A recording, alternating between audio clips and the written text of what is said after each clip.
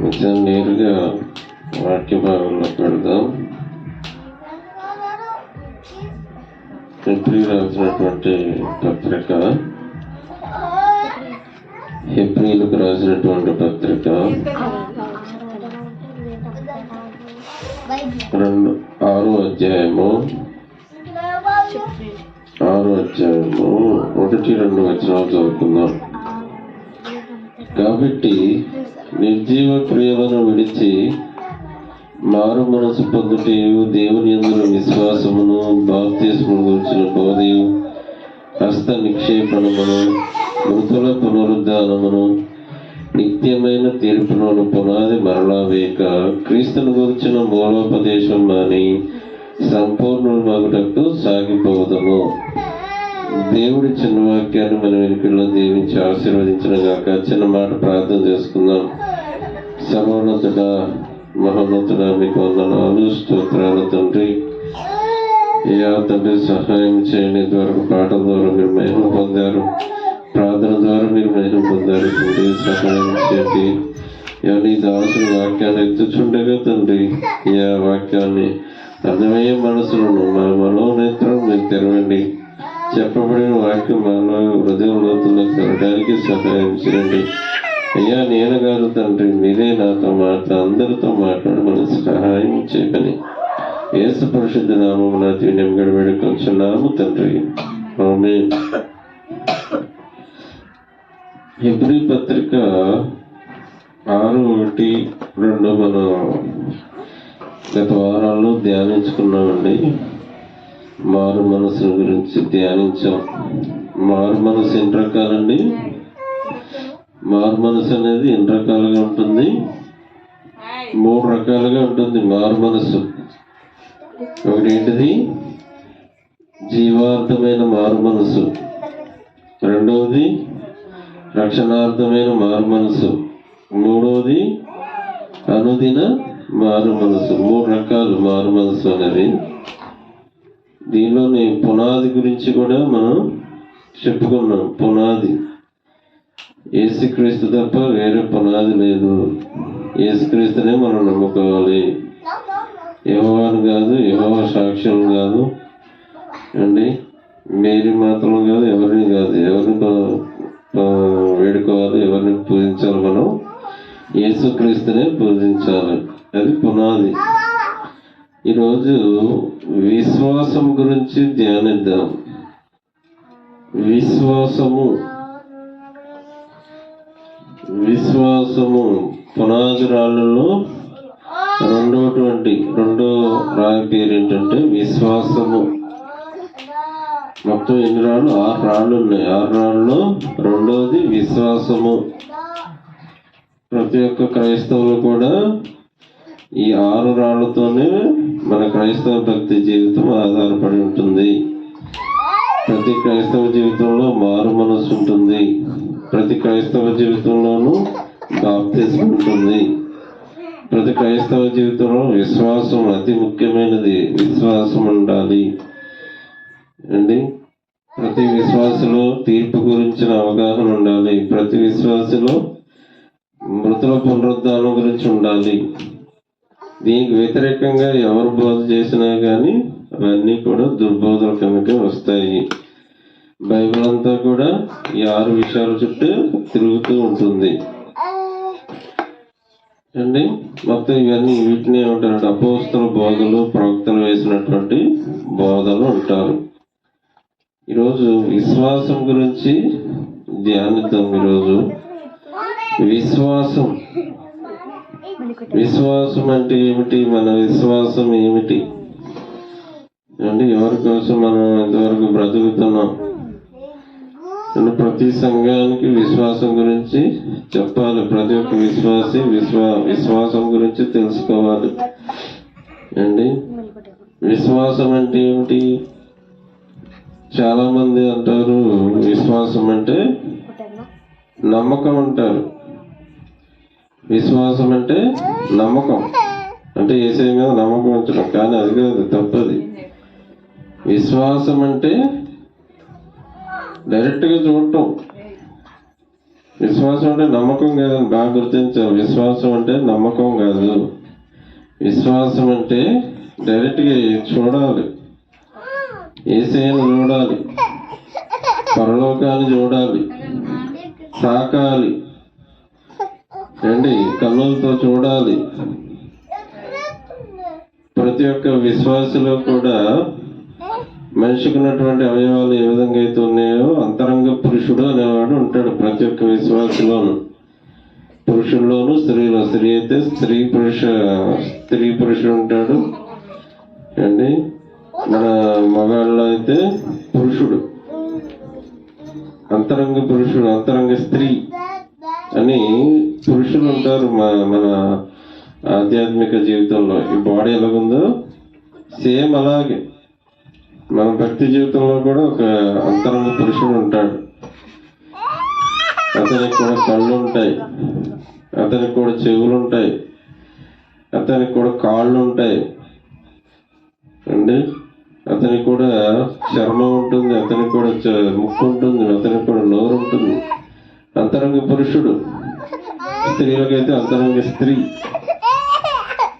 పైన బాహ్య పురుషుడు, లోపల అంతరంగ పురుషుడు, రెండు రకాలు ఉంటారు అండి. మన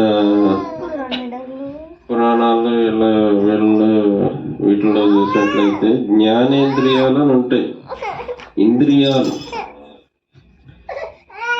వీళ్ళలో 5 జ్ఞానేంద్రియాలు ఉంటాయి, 5 కర్మేంద్రియాలు ఉంటాయి.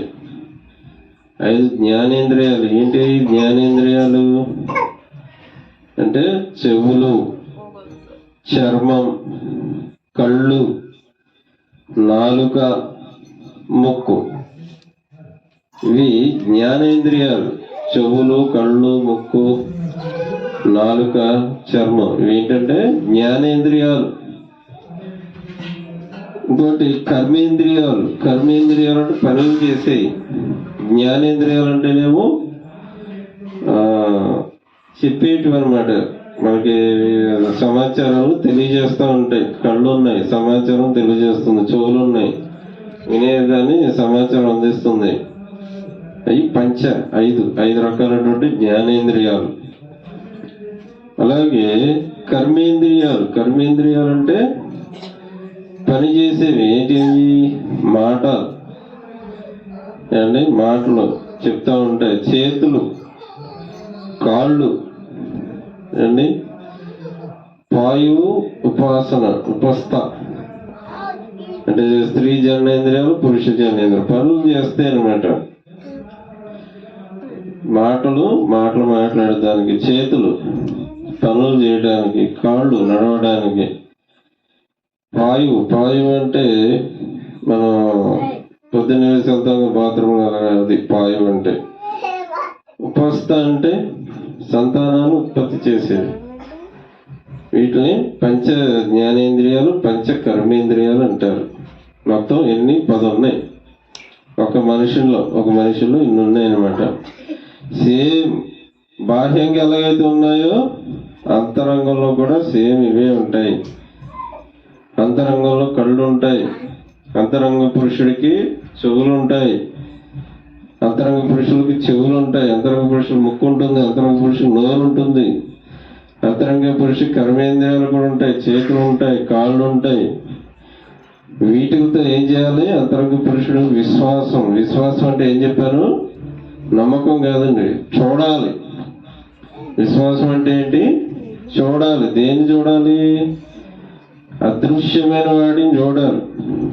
చాలా చోట్ల బైబిల్ అదృశ్యమైన వాటి వరకు బ్రతుకుతున్నామని ఉంటుంది. ఎవరు అదృశ్యమైన అంటే యేసుక్రీస్తు ప్రభువే. విశ్వాసం అంటే నమ్మకం కాదండి, అది గుర్తుపెట్టుకోవాలి. విశ్వాసం అంటే నమ్మకం కాదు. విశ్వాసం అంటే డైరెక్ట్గా చూడటం, కనబడింది, కంటికి కనబడినటువంటిది ఎవరు చూస్తారో అంతరంగ లోపల ఉన్నటువంటి పురుషుడు చూస్తాడు. యేసయ్య ఎలాగుంటాడు, పరలోకం ఎలాగుంటుంది అన్ని అంతరంగంతో చూడాలి. అదే విశ్వాసం గురించి ఈరోజు చర్చించుకుందాం. ఈ పంచ జ్ఞానేంద్రియాలు అన్నీ కూడా ఎక్కడ ఉంటాయి? మనసు చెప్పిన తర్వాత ఈ జ్ఞానేంద్రియాలన్నీ పనిచేస్తాయి. మనసు ఎవరి ఆధీనంలో ఉంటుందంటే ఆత్మ ఆధీనంలో ఉంటుంది.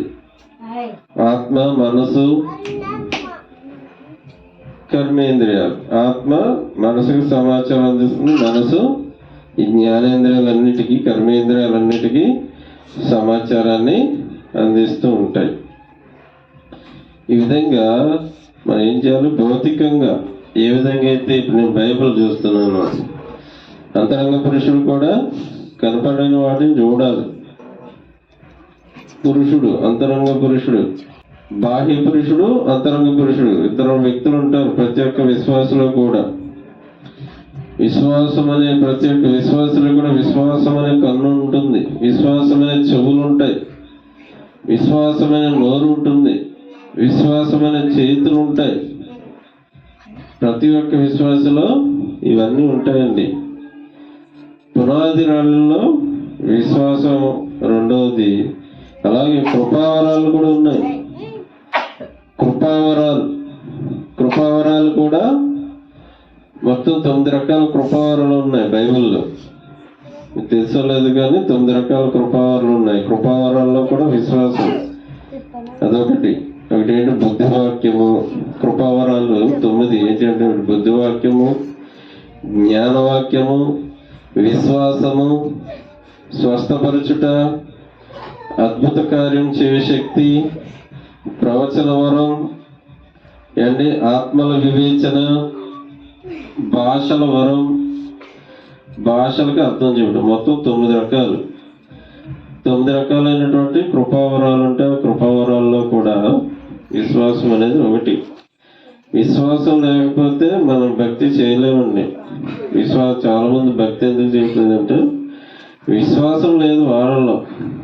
యేసు ప్రభు నేను ఎప్పుడన్నా చూశానా? ఆయన ఇప్పుడు పరలోకం చూశాను. ఎందుకు చూడని వాటికి ఎందుకు మనం టైం వేస్ట్ చేసుకోవడం అని చెప్పేసి కొంతమంది విశ్వాసం ఉండదు. బైబిల్లో సగం మంది మేము అందరం చూసి కంటికి కనపడిన వాటిని చూసి మేము మా భక్తిని చేస్తున్నాం అంటుంటారు చాలా మంది భక్తులు. కానీ చాలా మంది క్రైస్తవుల్లో కానీ విశ్వాసంలో కానీ విశ్వాసం అనేది ఉండట్లా. చూడండి, విశ్వాసం అనేది ఎలా ఉంటుంది? హెబ్రీ పత్రిక విశ్వాసం అంటే ఏంటో అక్కడ హెబ్రీ పత్రిక 1వ అధ్యాయం చదవండి. 1వ వచనం. హెబ్రీ పత్రిక 11:1 వచనం. హెబ్రీ పత్రిక 11వ అధ్యాయము 1వ వచనం. విశ్వాసమనున్నది నిరీక్షింపబడు వాటి యొక్క నిజ స్వరూపమును అదృశ్యమైనవి ఉన్నాయి అనుటకు రుజువు. ఒకటే మీనింగ్ అనమాట. విశ్వాసం అంటే ఏంటి? నిరీక్షింపబడి వాటి యొక్క నిజ స్వరూపం. నిరీక్షణ అంటే ఏంటంటే ఎదురు చూడటం. నిరీక్షణ అంటే ఎదురు చూడటం, ఆశ. ఇంకోటి 2 విషయాలు చెప్పండి. నిరీక్షింపబడి వాటి యొక్క నిజ స్వరూపం. రెండవది అదృశ్యమైన వాటిని ఉన్నాయి. అదృశ్యమైన అంటే కంటికి కనిపించినటువంటివి ఉన్నాయి అని రుజువు చూపించడమే విశ్వాసం. ఏమండి? ఎదురు చూస్తున్నాం. దేనికోసం ఎదురు చూస్తున్నాం? నిరీక్షింపబడే వాటి యొక్క నిజ స్వరూపం అంటే ఎవరు? యేసుక్రీస్తు ప్రభువే. యేసుక్రీస్తు ప్రభువుని మనం ఇప్పటిదాకా మనం భక్తి ఎందుకు చేస్తున్నాం? యేసు ప్రభు గురించి మనం భక్తి చేస్తున్నాం అండి. మనం భక్తి ఎందుకు చేస్తున్నాం అంటే యేసయ్యను చూస్తాము, 2వ రాకడలో యేసయ్యను చూస్తాము, అది మన నిరీక్షణ. మనం చనిపోతే పరలోకానికి వెళ్తాము, అది మన నిరీక్షణ. వాటిని చూడాలి మనం. అది విశ్వాసం అంటే. వాటిని చూడాలి అంటే భూలోకంలోనే మనం దేవుడు ప్రత్యక్ష ఇస్తాడంట. భూలోకంలోనే ప్రార్థనా గదిలోకి వెళ్తే నీకు ఆ ప్రత్యక్షలు కలుగుతాయి. అంటే పరలోకం ఎలా ఉంటుంది? చాలా మంది పరలోకం చూసి వచ్చారు నేను అంటారు. చాలా మంది నేను యేసయ్యను చూశాను అంటారు. ఎక్కడ చూసారు? బయట వాళ్ళు చూసారా? బయట ఏం కాదు. ఎక్కడ చూసారు? అది ప్రార్థనా గదిలో ప్రార్థన చేసుకున్నప్పుడు దేవుడు కొన్ని దర్శనాలు ఇస్తాడు అండి. సేమ్ ఏ అనుభవం ఉందో రేపు క్రీస్తు రెండవ రాకడ వచ్చినప్పుడు అదే అనుభవం రేపు రెండవ రాకడలో కూడా నీకు కలుగుతుంది. ఇది నేను యేసయ్యను ముందే చూశానంటారు చాలా మంది. కారణం ఏంటిది? విశ్వాసం. ఏమండి? విశ్వాసం. నిరీక్షింపబడు వాటి యొక్క నిజ స్వరూపం. ఎవరు నిజ స్వరూపం? యేసయ్యే. యేసు యొక్క నిజ స్వరూపం కోసం మనం ఎదురు చూస్తున్నాం. అదృశ్యమైన వాటిని ఏం చేస్తున్నామంటే, అదృశ్యమైన వాటిని ఉన్నాయి. కంటికి కనిపించినవి ఏంటి? పరలోకం అండి, కోటాను కోట్ల ప్రపంచాలు, యేసయ్య, వీళ్ళందరూ కంటికి కనిపించరు మనకి. వాటిని ఉన్నాయి అన్నట్టు రుజువు చూపటమే విశ్వాసం. చూడండి, ఇక్కడ చెప్పబడ్డాడు. అబ్రహాం గారు చెప్తారు చూడండి, హెబ్రీ పత్రిక 11:10 చదవండి. నిరీక్షింపబడి వాటి యొక్క నిజస్వరూపం అన్నాడు కదా. రెండు విషయాలు. మొదటి విషయం గురించి చూద్దాం. నిరీక్షింపబడి వాటి యొక్క నిజస్వరూపం ఏంటో. నిరీక్షింపబడటం అంటే ఎదురు చూడటం. చూడండి, అక్కడ 10వ వచనంలో చెప్పబడింది. చదవండి, 10వ వచనం చదవండి. ఏలయనగా దేవుడు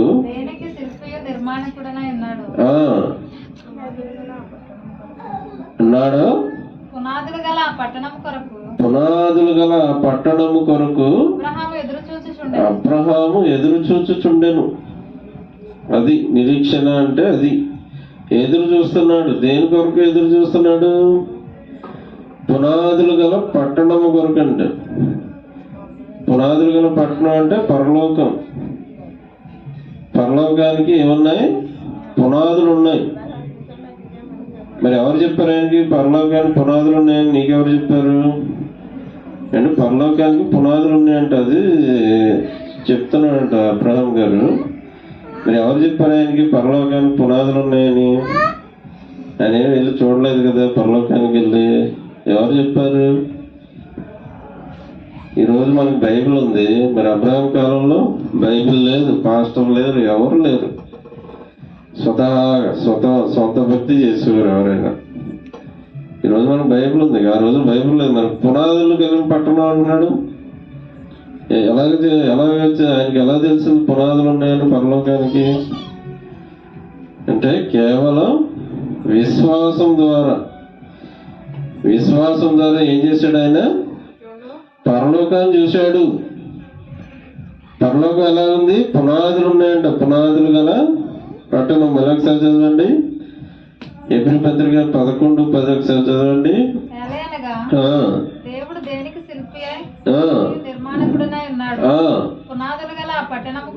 పునాదులు గల పట్టణము కొరకు ఎదురు చూస్తున్నాడు.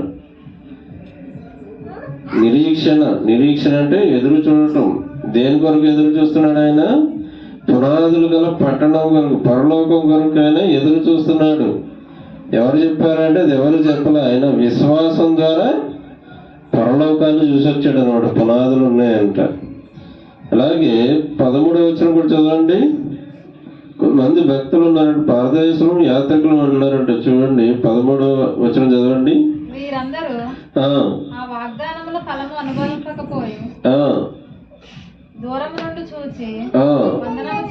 వందనము చేసి తాము భూమి మీద పరదేశులమును ఏంటంటే తాము భూమి మీద పరదేశులమును యాత్రికులమునై ఉన్నామని ఒప్పుకొని విశ్వాసము గలవారే మృతులందరి. ఎవరంటారు? ఏమిటంటే భూమి మీద ఎవరంటారు? పరదేశులు అంట, యాత్రికులు అంట. పరదేశులు అంటే ఈ దేశం కాదు వాళ్ళది. యాత్రికులు ఏదో చూడటానికి వచ్చారు అంతే. కింద 14 కూడా చదవండి. చెప్పువారు తమ స్వదేశమును వెదుగుచున్నామని విషదపరచుచున్నారు కారా. స్వదేశం ఎవరైనా సరే, ఏ వ్యక్తి అయినా సరే స్వదేశానికి వెళ్ళిపోవాలి. 15 అంటాడు, వారు ఏ దేశం నుండి వచ్చారో ఆ దేశమును జ్ఞాపకం ఉంచుకున్నాడలా మరలా వెళ్ళుటకు వారికి వీలు కలిగి ఉండను. అంటే మీనింగ్ ఏంటంటే మనం యాత్రికులం. మన స్వదేశం ఇది కాదు, భారతదేశం కాదు మన స్వదేశం. మన స్వదేశం ఏంటి? పరలోకం. ఇప్పుడు ఒక వ్యక్తి అమెరికా నుంచి ఇక్కడికి వచ్చాడండి, భారతదేశానికి వచ్చాడు.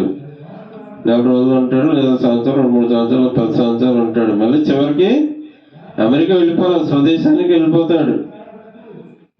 అలాగే మనం కూడా సేమ్ అదే. మనం కూడా ఇక్కడ పుట్టిక మనం భారతదేశంలో పుట్టాము, కానీ అసలు పుట్టిక మంది పరలోకం. మనం పరలోకం నుంచి వచ్చిన వాళ్ళం. మనం ఇక్కడ పరదేశులం, యాత్రికులం. ఏదో యాత్ర చేయడానికి వచ్చాం అంతే, దేవుని సువార్త ప్రకటించడానికి వచ్చాం అంతే. కానీ అసలైన మంది పరలోకమే. ఎవరైనా సరే ఏ దేశం నుండి వచ్చినో ఆ దేశమును జ్ఞాపకం ఉంచుకునేలా మరలా వెళ్ళటకు వారికి వీలు కలుగును. ఎవరైనా సరే స్వదేశానికి వెళ్ళిపోవాల్సిందే. స్వదేశం అంటే సొంత దేశం అండి, సొంత దేశం. 16 అంటాడు, అది శ్రేష్టమైనదంట. చూడండి ఒకసారి ఆ దేశం ఎలాంటిదంట. 16 వచనం చదవండి. అయితే వారు మరి శ్రేష్టమైన దేశమును అనగా పరలోక అది మరి శ్రేష్టమైన దేశమును అనగా పరలోక సంబంధమైన దేశమును కోరుచున్నారు. అందుచేత తాను వారి దేవుడునని అనిపించుకొనుటకు దేవుడు వారిని సిగ్గుపడడు. ఏలైనగా ఆయన వారి కొరకు ఒక పట్టణము సిద్ధపరిచి ఉన్నాడు. మన కొరకు ఒక పట్టణాన్ని సిద్ధపరిచి ఉన్నాడు. అది ఎలాంటిదంట? శ్రేష్టమైనదంట. పరలోకం అనేది శ్రేష్టమైనది. మనం యాత్రికులం, పరదేశులం. మరలా మనం మన దేశానికి మనం వెళ్ళిపోవాలి. ఇక్కడ ఉండడానికి ఏమాత్రం అర్హులం కాదు. ఆ విషయం నీకు ఎలా తెలుస్తుంది అంటే విశ్వాసం ద్వారానే తెలుస్తుంది. అబ్రహాము విశ్వాసం కలిగిన వాడు కాబట్టి పునాదులు కలిగిన పట్టణాన్ని చూశాడు. చెప్పాను కదా, హృదయంలో ఎవరుంటారు? అంతరంగ పురుషుడు ఉంటాడు. అంతరంగ పురుషుడు చూస్తున్నాడు పరలోకం ఎలాగుంది. ఈ కళ్ళకు కనపడవండి, ఈ కళ్ళకి ఏమి కనపడవు, అంతరంగ పురుషుడికి కనపడతాయి. విశ్వాసం ద్వారా మాత్రమే అది కనబడుతుంది అండి. మన కొరకు ఒక పట్టణం సిద్ధపరిచి ఉన్నాడు. ఇంకో చోట స్థలములు నివాసులు సిద్ధపరచడానికి వెళ్తాడంట దేవుడు. చూడండి, యోహాను సువార్త ఇక్కడ పట్టణాలను సిద్ధపరచడానికి వెళ్ళాడు. మరి ఒక చోట నివాసములు స్థలములు ఏర్పాటు చేస్తానని వెళుతున్నానంటాడు. యోహాను సువార్త తీసారా?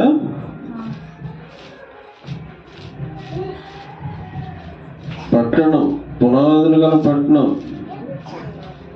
యోహాను సువార్త 14వ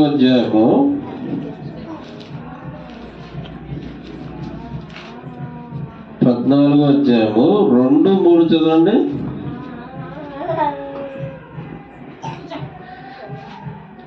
2-3 చదవండి.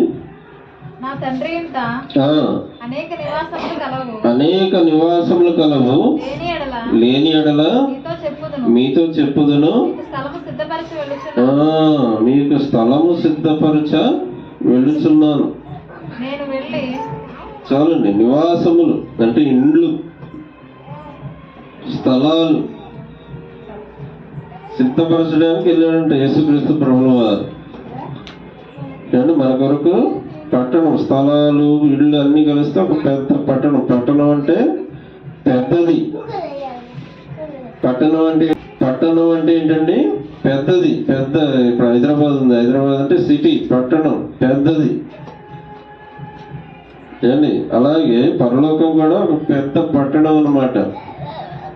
దాని కొరకు మనం సిద్ధపడుతున్నాం. మన కొరకు ఆయన నివాస స్థలాన్ని ఏర్పాటు చేస్తున్నాడు. మన కొరకు ఇండ్లు సిద్ధపరచడానికి భూలోకం నుంచి తిరిగి పరలోకానికి వెళ్ళాడు. మళ్ళీ తిరిగి రాబోతున్నాడు. మళ్ళీ తిరిగి రాబోతున్నాడు. మళ్ళీ ఆ స్థలాలు ఇవ్వడానికి మనల్ని తీసుకొని వెళ్తాకి మళ్ళా త్వరలో ఈ భూమి మీదకి రాబోతున్నాడు. నివాస స్థలంలో ఉన్నాయంట మన కొరకు ఎవరైతే భక్తిగా జీవిస్తారో, ఎవరైతే క్రీస్తుని తన యొక్క సొంత రక్షణగా అంగీకరిస్తారో వాళ్ళ కొరకు నివాస స్థలంను ఏర్పాటు చేశాడు. ఇంకో మాట చూడండి, కొరింథీ పత్రిక 1 కొరింథీలకు రాసినటువంటి పత్రిక 2వ అధ్యాయము 1 కొరింథీ పత్రిక 2వ అధ్యాయము 9వ వచనం చదవండి.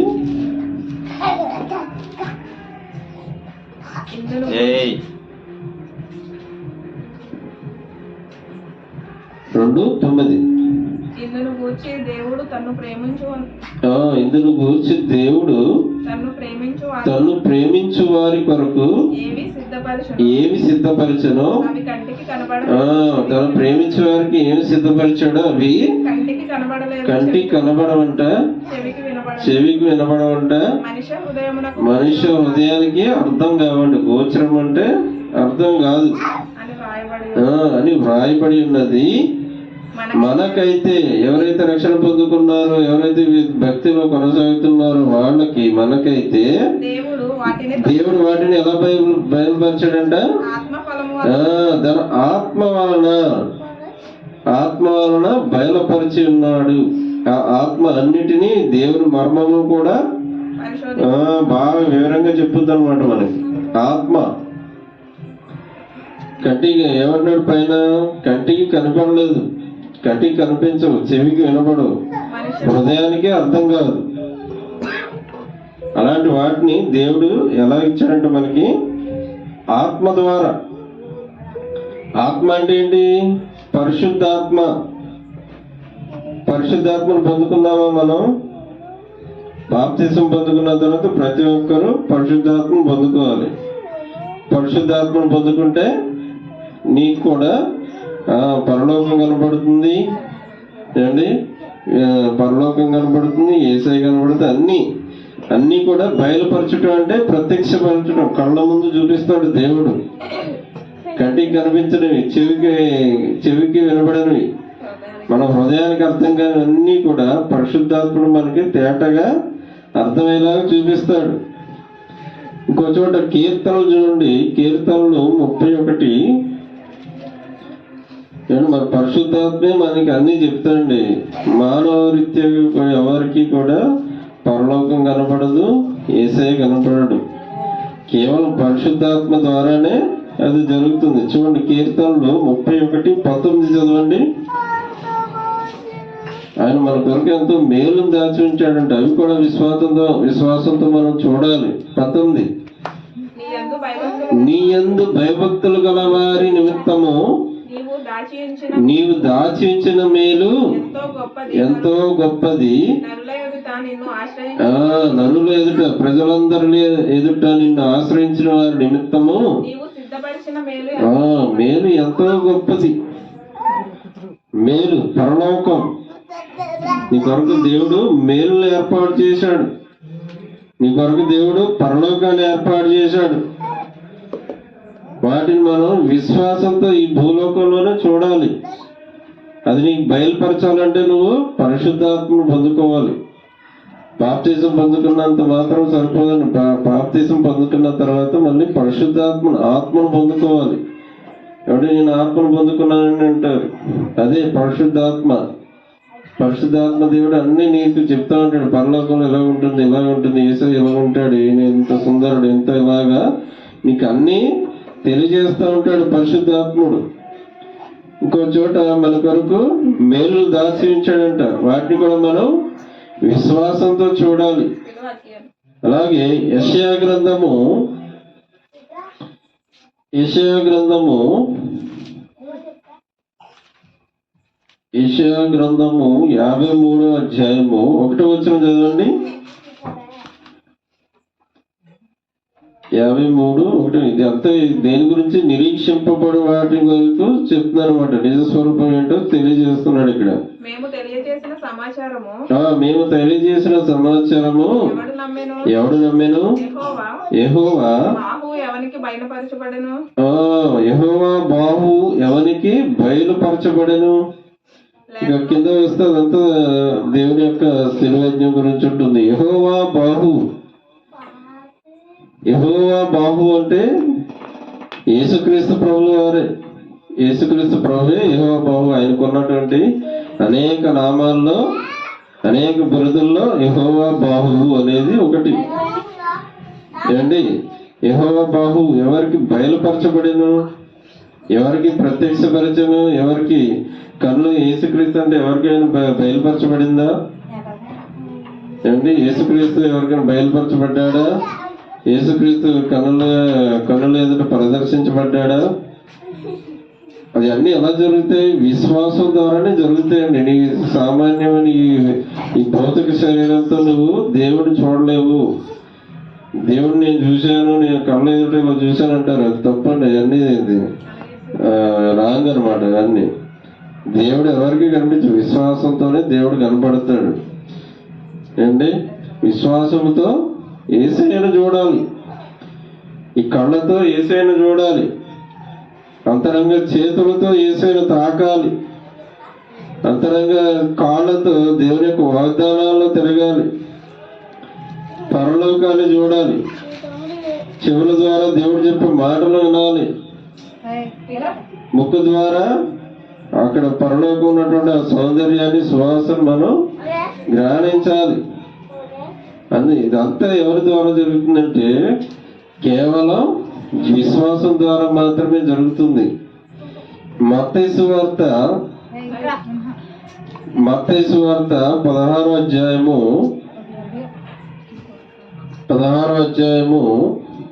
13-14 చదవండి. మత్తయి సువార్త 16వ అధ్యాయము 13-14.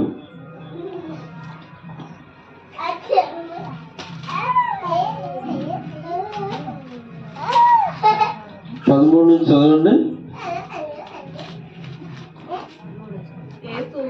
యేసు ఫిలిప్పుడైన కైసర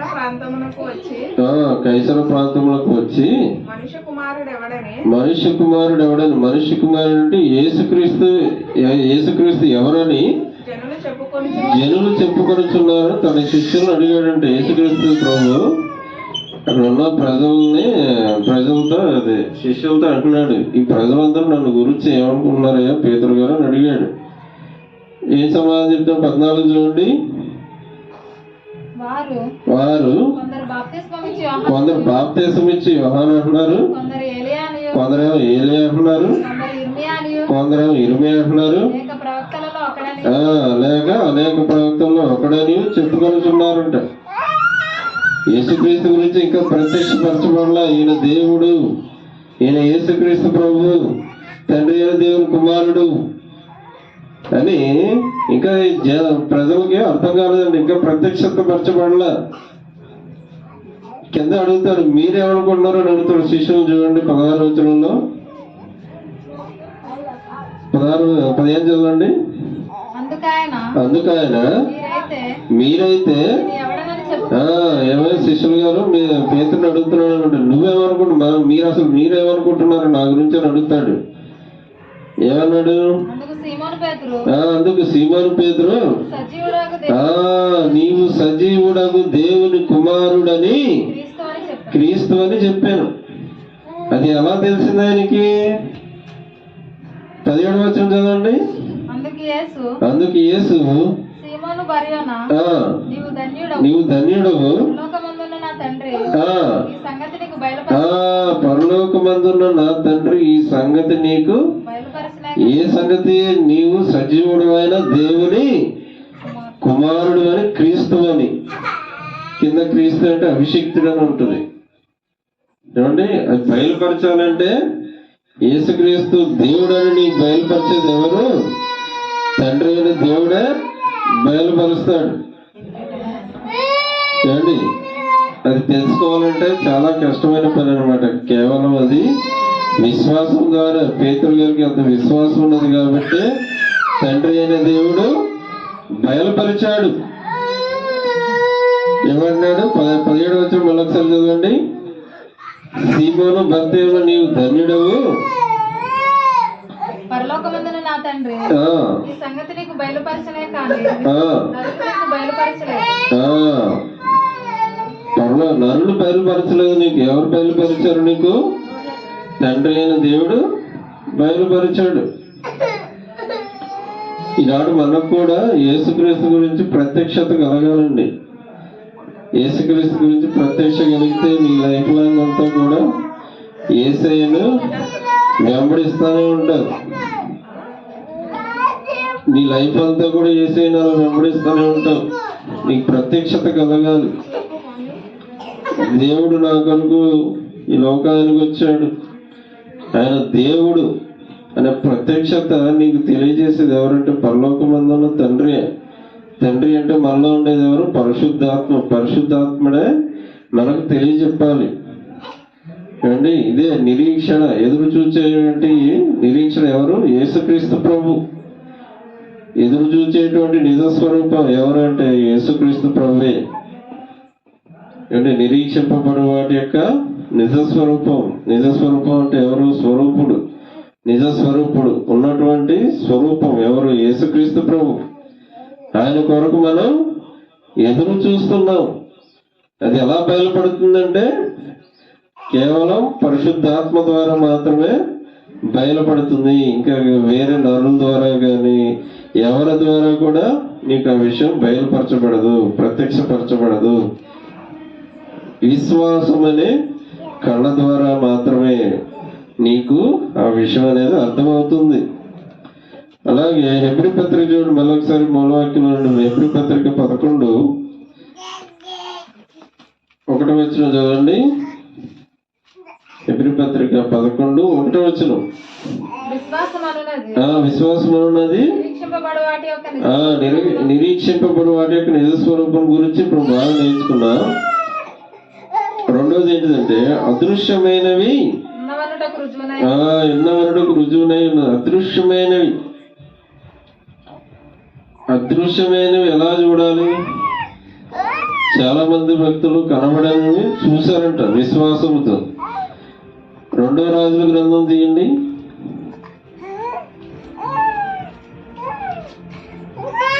2వ రాజుల గ్రంథము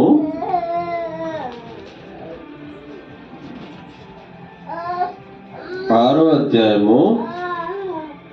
అదృశ్యమైన వాటిని చూసారంట, కనబడిన వాటిని చూసారంట. చూడండి, 2వ రాజుల గ్రంథము 6వ అధ్యాయము 8 నుంచి చదవండి. సిరియా రాజు ఇశ్రాయేలుతో, సిరియా రాజు అంటే ఇశ్రాయేలుతో యుద్ధం చేయాలని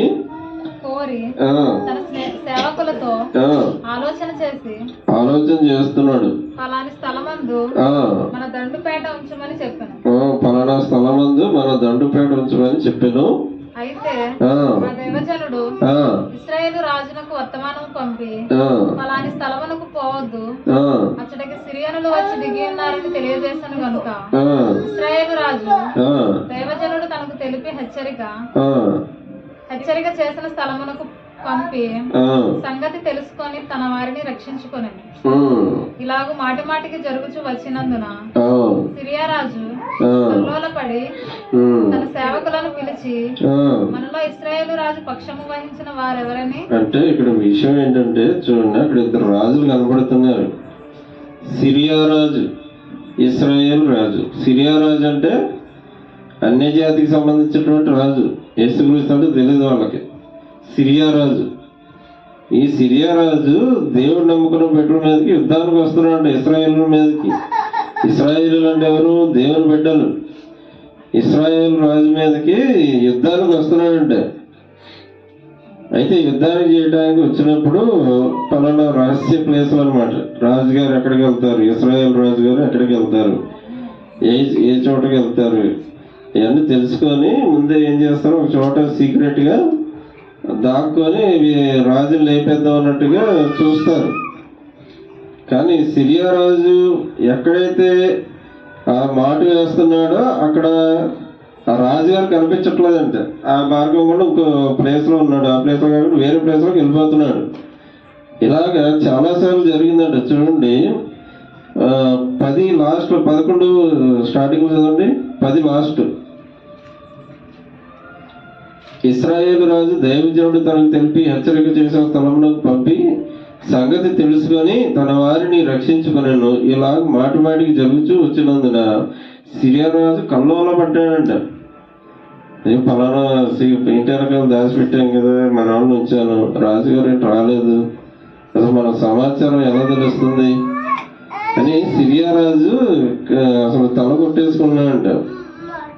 తల కొట్టేసుకుంటే అందులో ఒక అతను చెప్తున్నాడు. 11వ వచనం చూడండి. సిరియరాజు కల్లోలపడి తన సేవకులను పిలిచి, మనలో ఇశ్రాయేలు రాజు పక్షము వహించిన వారెవరని మాకు తెలియజెప్పరాదా అని వారిని అడిగాడు. మనలో ఎవరు ఈ రహస్యాలను ఎవరు చెప్తున్నారు ఇశ్రాయేలు రాజు కానీ అడుగుతున్నాడు. 12 అతని సేవకులలో ఒకడు, రాజువైన నా ఏలినవాడా, ఇశ్రాయేలు రాజు పక్షమున ఎవరు లేరు గాని ఇశ్రాయేలులో ఉన్న ప్రవక్తయగు ఎలీషా మీరు అనుకొనిన మాటలు అనుకున్నాడు. సిరియా రాజు మాటలన్నీ ఎలీషా దైవజనుడు వినపడుతున్నాయి.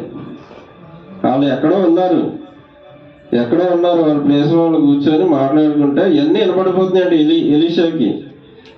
అంటే ఎలా చూస్తున్నాడు, విశ్వాసం అనే చెవులతో ఏం చేస్తాడు, కనపడిన వాటిని చూస్తున్నాడు.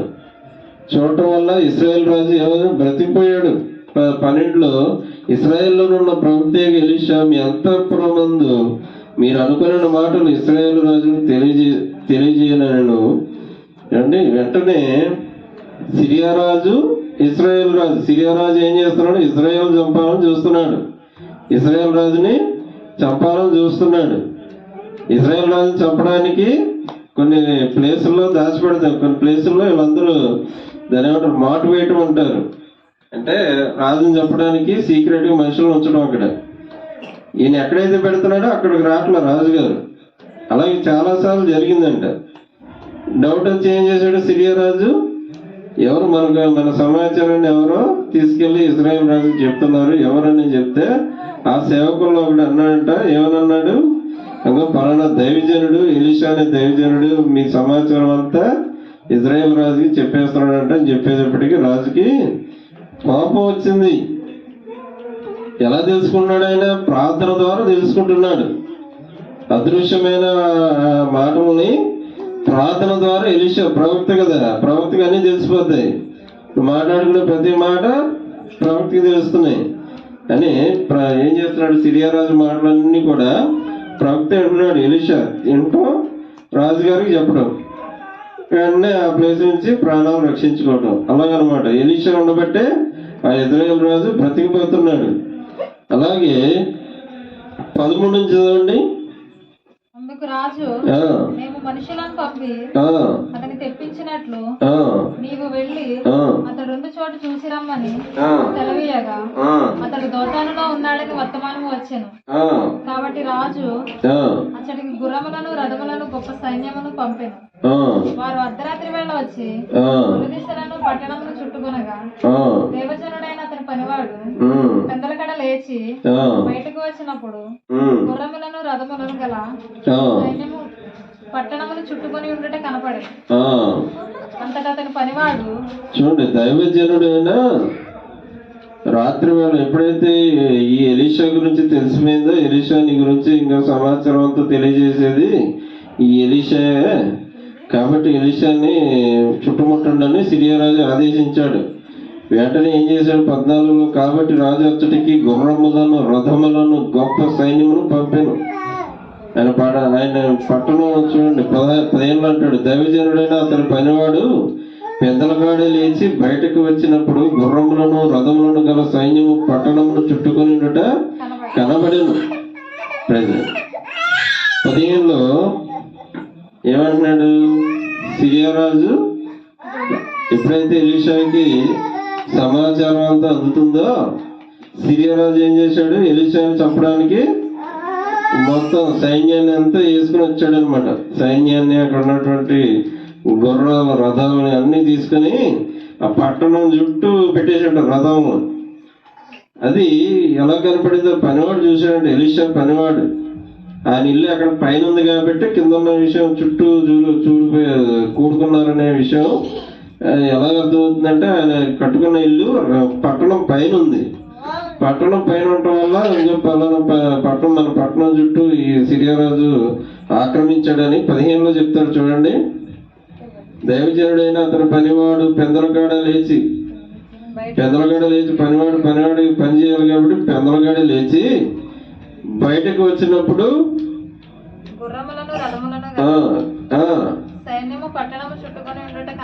చుట్టుకొని ఉండట కనబడెను. అంతటా అతని పనివాడు అయ్యో నా ఏలినవాడా, మనం ఏం చేయుదుమని ఆ దైవజనుతో అనగా, భయపడవద్దు, మన పక్షంలో ఉన్నవారు వారికంటే అధికులై ఉన్నారు. మన పక్షంలో ఉన్నవారు అక్కడ ఎంతమంది ఉన్నారు? అక్కడ ఎంతమంది ఉన్నారంటే ప్రవచనంలో చెప్పే ఇద్దరే ఉన్నారు, పనివాడు ఎలీషా, ఇద్దరే కదా ఉన్నది. కానీ ఇక్కడ ఎలీషా గారు అంటున్నారు, భయపడవద్దు, మన పక్షంలో ఉన్నవారు. అంటే బహువచనం వాడుతున్నాడు, ఏకవచనం కదా. ఏకవచనం అంటే మన ఇద్దరమే కదా ఉన్నది. ఉన్నది ఇక్కడ ఈ మధ్యాహ్నంలో చదివింది అర్థమైందా మీకు? పెద్దలగాడు పనివాడు లేచి చూశాడు, ఎలీషాకి చెప్పాడు, ఇద్దరే మనుషులు ఉన్నారు.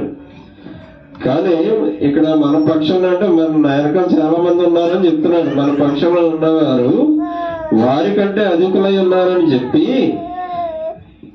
17వ వచనం చదవండి.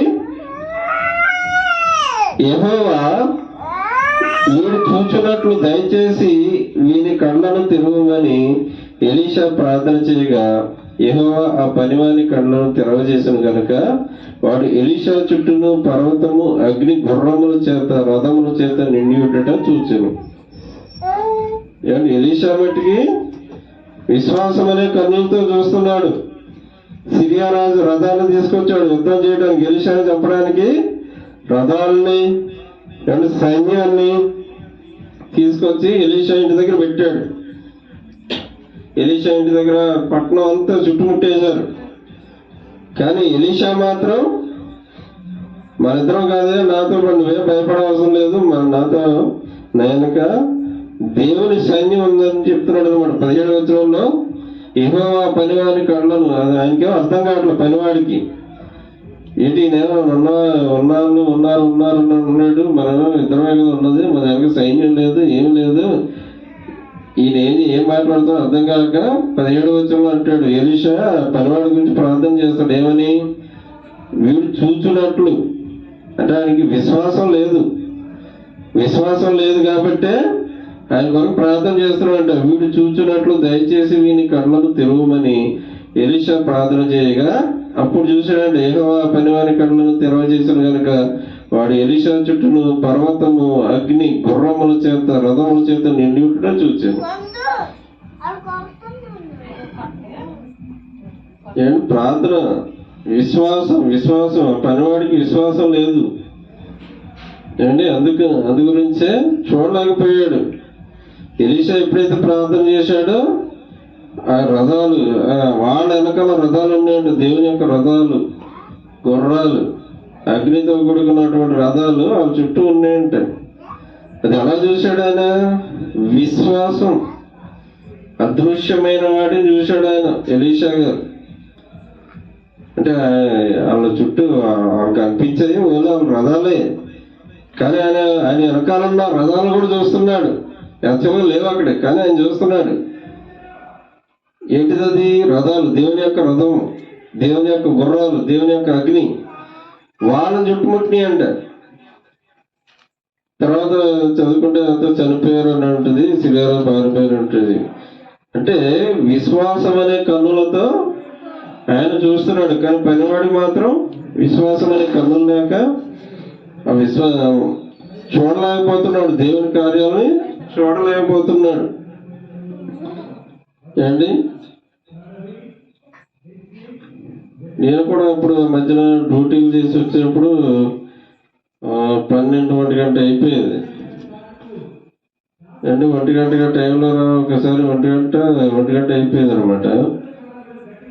ఆ టైంలో రావాలన్నా నాకు భయమే.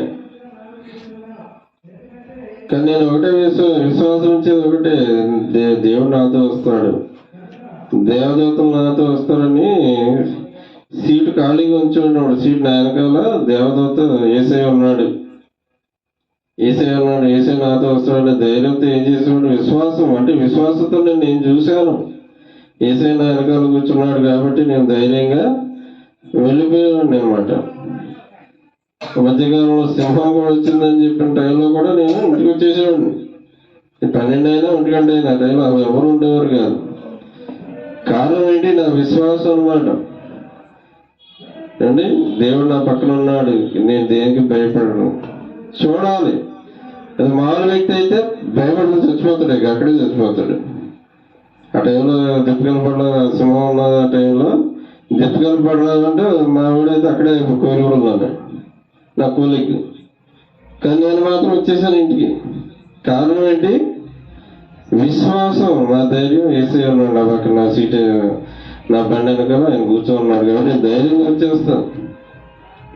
అంటే విశ్వాసం అనే కన్నులతో చూడాలి. యేసయ్య నా పక్కన ఉన్నాడు, పలానా వ్యక్తి, ఒక వ్యక్తి కూర్చుంటే ఎలా బరువు కూడా నా బండి కూడా అలా బరువుగానే ఉండేది. కారణం ఏంటి, విశ్వాసం. విశ్వాసం అనే కన్నుతో మనం యేసయ్యను చూడాలి. నేను కూడా పరిశుద్ధాత్మ పొందుకున్నాను కాబట్టి నాకు యేసయ్య ఎలా ఉంటాడో తెలుసు, పరలోకం ఎలా ఉంటుందో తెలుసు, ఏమంటే ఆయన ఎంత సుందరుడో తెలుసు, అన్నీ తెలుసు నాకు. నేను కూడా ప్రార్థనా గదిలో యేసయ్యను చూశాను. ఇప్పుడు మన దగ్గర కూడా యేసయ్య ఉన్నాడు అంటే నేను కూడా చూస్తున్నా యేసయ్య. ఇంకొక అక్కడ కూర్చొని ఉన్నాడు యేసయ్య. ఇంకో మా చుట్టూ దేవదూతలు ఉన్నారు. మీకు కనపడరు, నాకు కనపడతారు అందరూ. అది ఏంటి, విశ్వాసం. విశ్వాసంతో చూడాలండి. ఎక్కడ 2-3 కూడి ఉంటాడో దేవుడు అక్కడ ఉంటా అన్నాడా లేదా? మరి నాకు కనపడుతుంది, మీకు కనపడుతుంది. మీరు అనుకున్నారు మనమే ఉన్నాం అనుకుంటున్నారు. మనం కదండి, ఇక్కడ యేసయ్య ఉన్నాడు, ఇంకా దేవదూతలు కూర్చొని ఉన్నారు. చూడాలి, కళ్ళతో చూడాలి. విశ్వాసం అనే కళ్ళతో చూడాలి.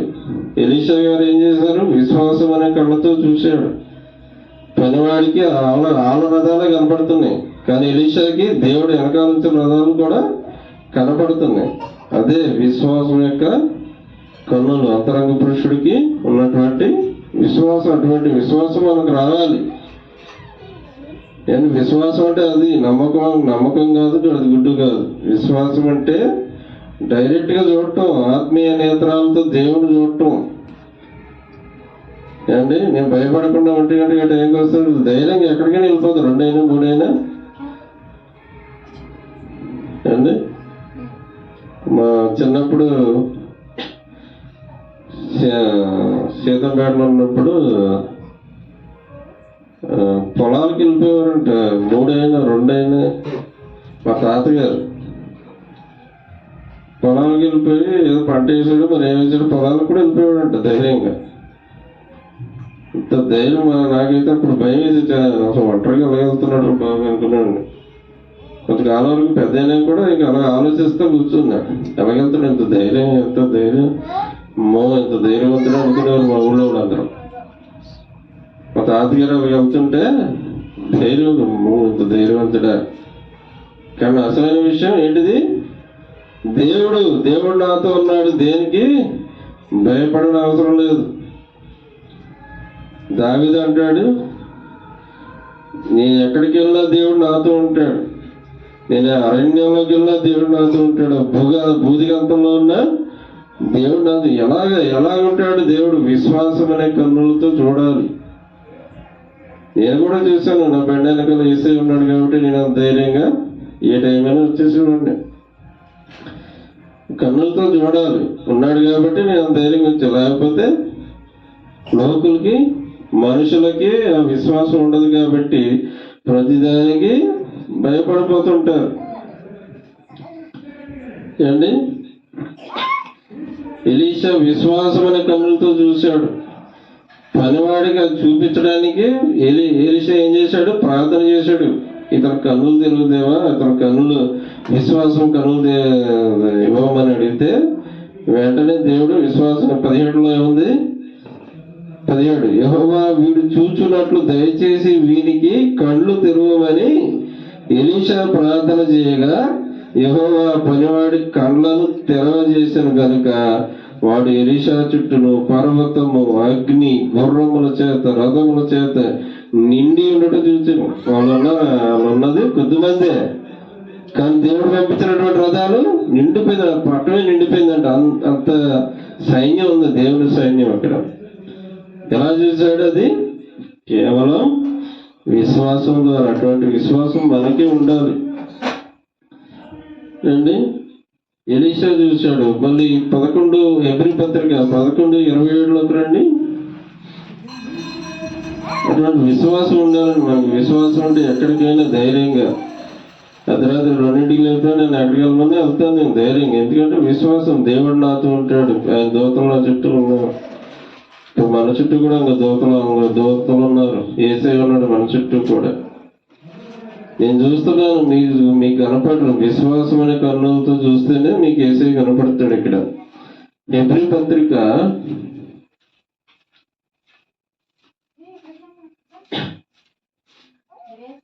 10 దేవుని సన్నిధిలో చాలా భయం ఉండాలంటాడు. దేవుని సన్నిధిలో కూర్చున్నప్పుడు ఒక్క మాట, ఆయన మాట పలకవసరం లేదండి. హృదయంలో తలుచుకుంటే చాలంటే మొత్తం సర్వనాశనం అయిపోతుంది సృష్టి అంతా కూడా. దేవుని సన్నిధిలో చాలా జాగ్రత్తగా ఉండాలి. దేవుడు ఉంటాడు కాబట్టి మనం చాలా జాగ్రత్తగా ఉండాలి. హెబ్రీ పత్రిక 11వ అధ్యాయము 27వ వచనం చదవండి. విశ్వాసమును బట్టి అతడు అదృశ్యుడైన వారిని చూచినట్టు స్థిరబుద్ధి గలవాడై రాజాగ్రహములకు భయపడక ఐగుప్తును విడిచిపోయాను. ఎవరి గురించి చెప్తుంది అది? మోషే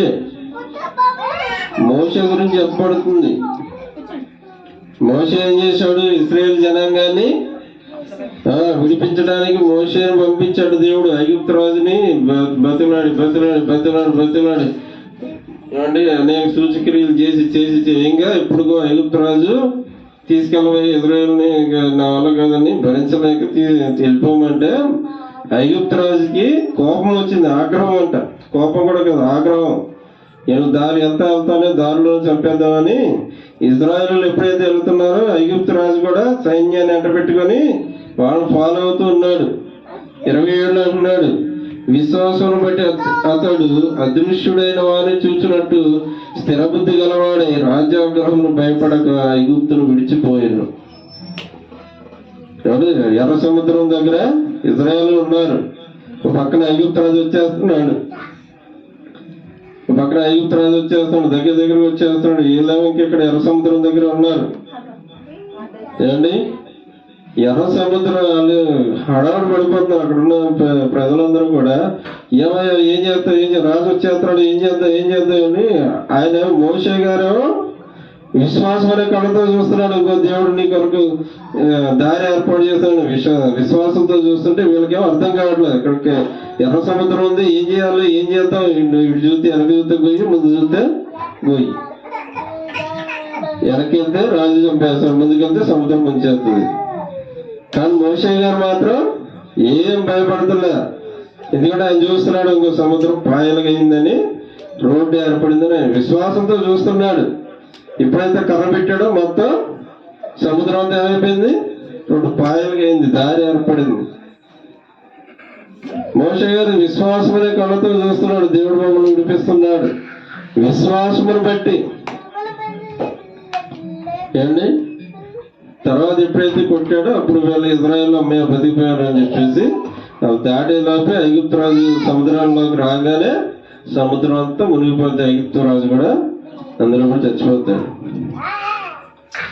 అండి, విశ్వాసం మోషే గారికి కూడా విశ్వాసం ఉంది కాబట్టి దేనికి భయపడలే. ఐగుప్తు రాజు దగ్గరలోనే ఉన్నాడు. ఇంకా కొన్ని క్షణాలైతే మనందరూ ఇక రాజాగ్రహం అంటే ఇక తలకాయలు లేచిపోవడమే. దొరికావా ఇక అయిపోయినట్టు అందరి పని. అంత సైన్యం తీసుకొచ్చాడు ఏంటి, కానీ ఏమాత్రం భయపడలే. ఏమనుంది 27, రాజ్యాహారంలోకి భయపడక ఐగుప్తును విడిచిపోయాను. రాజు తలుచుకుంటే ఏమైనా చేస్తాడు, తలకాయలు లేపేస్తాడు. కానీ దానికి భయపడకుండా వెళ్ళిపోయాడు. కారణం దేవుని యందు విశ్వాసం ఉంచడం అన్నమాట. ఏమండి, మోషే గారి విశ్వాసం. నెక్స్ట్ 11:33-34 చదవండి. 11వ అధ్యాయము 33-34 విశ్వాసం. ఇందులో 11వ అధ్యాయం అంతా కూడా భక్తులందరి యొక్క విశ్వాసం పట్టి అన్నమాట. ఇది హెబ్రీ పత్రిక 11వ అధ్యాయం 1-40 వచనాలు అంతా కూడా ఏముంటుంది, విశ్వాసం బట్టి యోసేపు గురించి అంతా మీరు అంతా చదువుకుంటే వారి యొక్క విశ్వాసం విశ్వాసం విశ్వాసం యోసేపు విశ్వాసం, అబ్రహాం విశ్వాసం అంతా చదువుకోండి ఒకసారి. అంటే విశ్వాసం బట్టి మొత్తం బైబిల్లో ఉన్న భక్తులందరూ విశ్వాసం జాబితా అంతా ఈ 11 హెబ్రీ పత్రిక 11 అధ్యాయాలు పేర్చబడి ఉందన్నమాట. ఏమండి 11:33 చదవండి. వారు విశ్వాసము ద్వారా రాజ్యములను జయించిరి, నీతి కార్యములు జరిగించిరి, వాగ్దానములను పొందిరి, సింహపు నోళ్లను మూసిరి, అగ్ని బలమును చల్లార్చిరి. అంటే అగ్ని బలం చల్లార్చినట్టు. అగ్ని బలం చల్లార్చింది ఎవరండి? ఏమండి, అగ్నిలో పడింది ఎవరు? చూడండి, దానియేలు గ్రంథము. కొంతమంది అగ్నిలో పడ్డారంట. వాళ్ళ విశ్వాసం చూడండి ఎలాగుందో. దానియేలు గ్రంథము. ఎవరు? షడ్రకు, మేషకు, అబేద్నెగో. చూడండి దానియేలు గ్రంథము. విశ్వాసంతో చూడాలండి దేవుడిని. ఈ కళ్ళకి కనపడడు కాబట్టి మనం భక్తి చేయలేకపోతున్నాం. ఏంటి భక్తి అంటే ఏదో బాప్తిజం తీసుకోగానే భక్తి వచ్చేస్తాం అనుకున్నారు. చాలా భక్తి నేర్చుకోవాలని మనం అనేక విషయాలు వెనకబడిపోయాం. దేవుడు ఈ ప్రార్థనా కోటాల ద్వారా దేవుడు మనల్ని ఎంతగానో అన్ని విషయాలు చెప్తున్నాడు. ఎన్నో మర్మాలు చెప్తున్నాడు. దానియేలు గ్రంథము 3వ అధ్యాయము 15 నుంచి చదవండి. 15 నుంచి.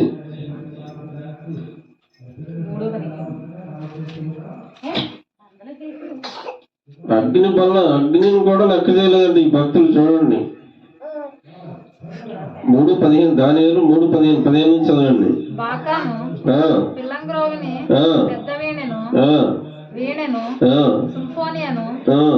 విపంచికను సకల విధములకు వాద్యములను మీరు విను సమయంలో సాగిలపడి నేను చేయించిన ప్రతిమకు నమస్కరించుటకు సిద్ధముగా ఉండిన ఎడల సరే మీరు నమస్కరింపని ఎడల తక్షణమే మండుచున్న వేడిమి గల అగ్నిగుండంలో నా చేతిలో నుండి మిమ్మల్ని విడిపింపగల దేవుడు. రాజుగారు కదా మరి, ఆయన చేతిలో నుండి ఎవరు విడిపించలేరు. విడిపింపగల దేవుడు ఎక్కడ ఉన్నాడు? శద్రకును మోషేకును అబేద్నెగో రాజుతో ఏం చెప్పారంట? ఇందుని గురించి నీకు ప్రత్యుత్తరం ఇవ్వాలని చింత మాకు లేదు. చింత లేదు. నెబుకద్నెజరు ఏం చేశాడంటే ఒక విగ్రహాన్ని పెట్టి, సమస్త ప్రజలారా నేను చేసిన ఈ విగ్రహానికి మీరు నమస్కారం చేయాలి. ఎవరైతే ఈ విగ్రహానికి నమస్కారం చేయలేదో వాళ్ళని తీసుకెళ్లి అగ్నిగుండం ఉంది, అగ్నిగుండంలో పాడేస్తాం, తర్వాత మీ ఇష్టం, మిమ్మల్ని రక్షించేవాడు ఏ దేవుడు లేడని చెప్తాడు.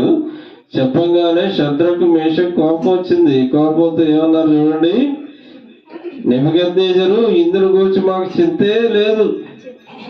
మేము సేవించుచున్న దేవుడు మండుచున్న వేడిమి గల ఈ అగ్ని గుండములో నుండి మమ్మను తప్పించి రక్షించుటకు సమర్థుడు. సమర్థుడు. అంటే శత్రుకు మేషకు చూడండి, విశ్వాసమని కన్నులతో అంటే చంపినా పర్వాలేదు, దాని కింద అంటాడు. చదవండి 17 చదవండి. మేము సేవించుచున్న దేవుడు ఆ, మండుచున్న వేడిమి గల మండుచున్న వేడిమి గల ఈ అగ్నిగుండమును ఈ అగ్నిగుండములో నుండి మమ్మను తప్పించి రక్షించుటకు రక్షించుటకు సమర్థుడు. మరియు ఈ వశమున పడకుండా నీ వశమున పడకుండా ఆయన ఆయన మమ్మను రక్షించును. ఒకవేళ ఒకవేళ ఆయన రక్షింపకపోయినను రాజా ఆ, ఈ దేవతలను మేము ఆ, పూజింపమని నిలువబెట్టించిన బంగారు ప్రతిమకు నమస్కరింపమని తెలుసుకొను. శత్రుకు మేషకు విశ్వాసం చూడండి, ఎవరన్నా అందరూ మొక్కుతున్నారు, కానీ వీళ్ళు ముగ్గురు మాత్రం ఆయన చేసినటువంటి ప్రతిమకి మాత్రం, బొమ్మకు మాత్రం నమస్కారం చేయటం, విగ్రహానికి. అండి ఎందుకు మీరు చంపినా పర్వాలేదు, ఒకళ్ళు దేవుడు మమ్మల్ని రక్షించినా పర్వాలేదు, ఒకళ్ళు రక్షించకపోయినా మాకు బాధ ఏం లేదు, కానీ నీకు పెట్టిన మట్టి విగ్రహాన్ని బట్టి మేము మాత్రం అస్సలు పూజించు, నువ్వేమైనా చేసుకో అంటే. చూడండి 19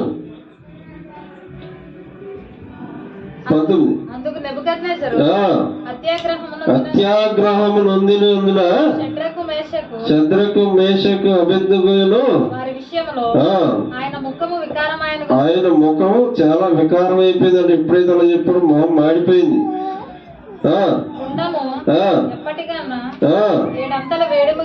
ఏడంతలు పెంచాడంట వేడిని, మరీ 7 అంతలు పెంచాడంట, ఉన్నదానికంటే 7 అంతలు ఎక్కువగా వేడి చేశాడంట.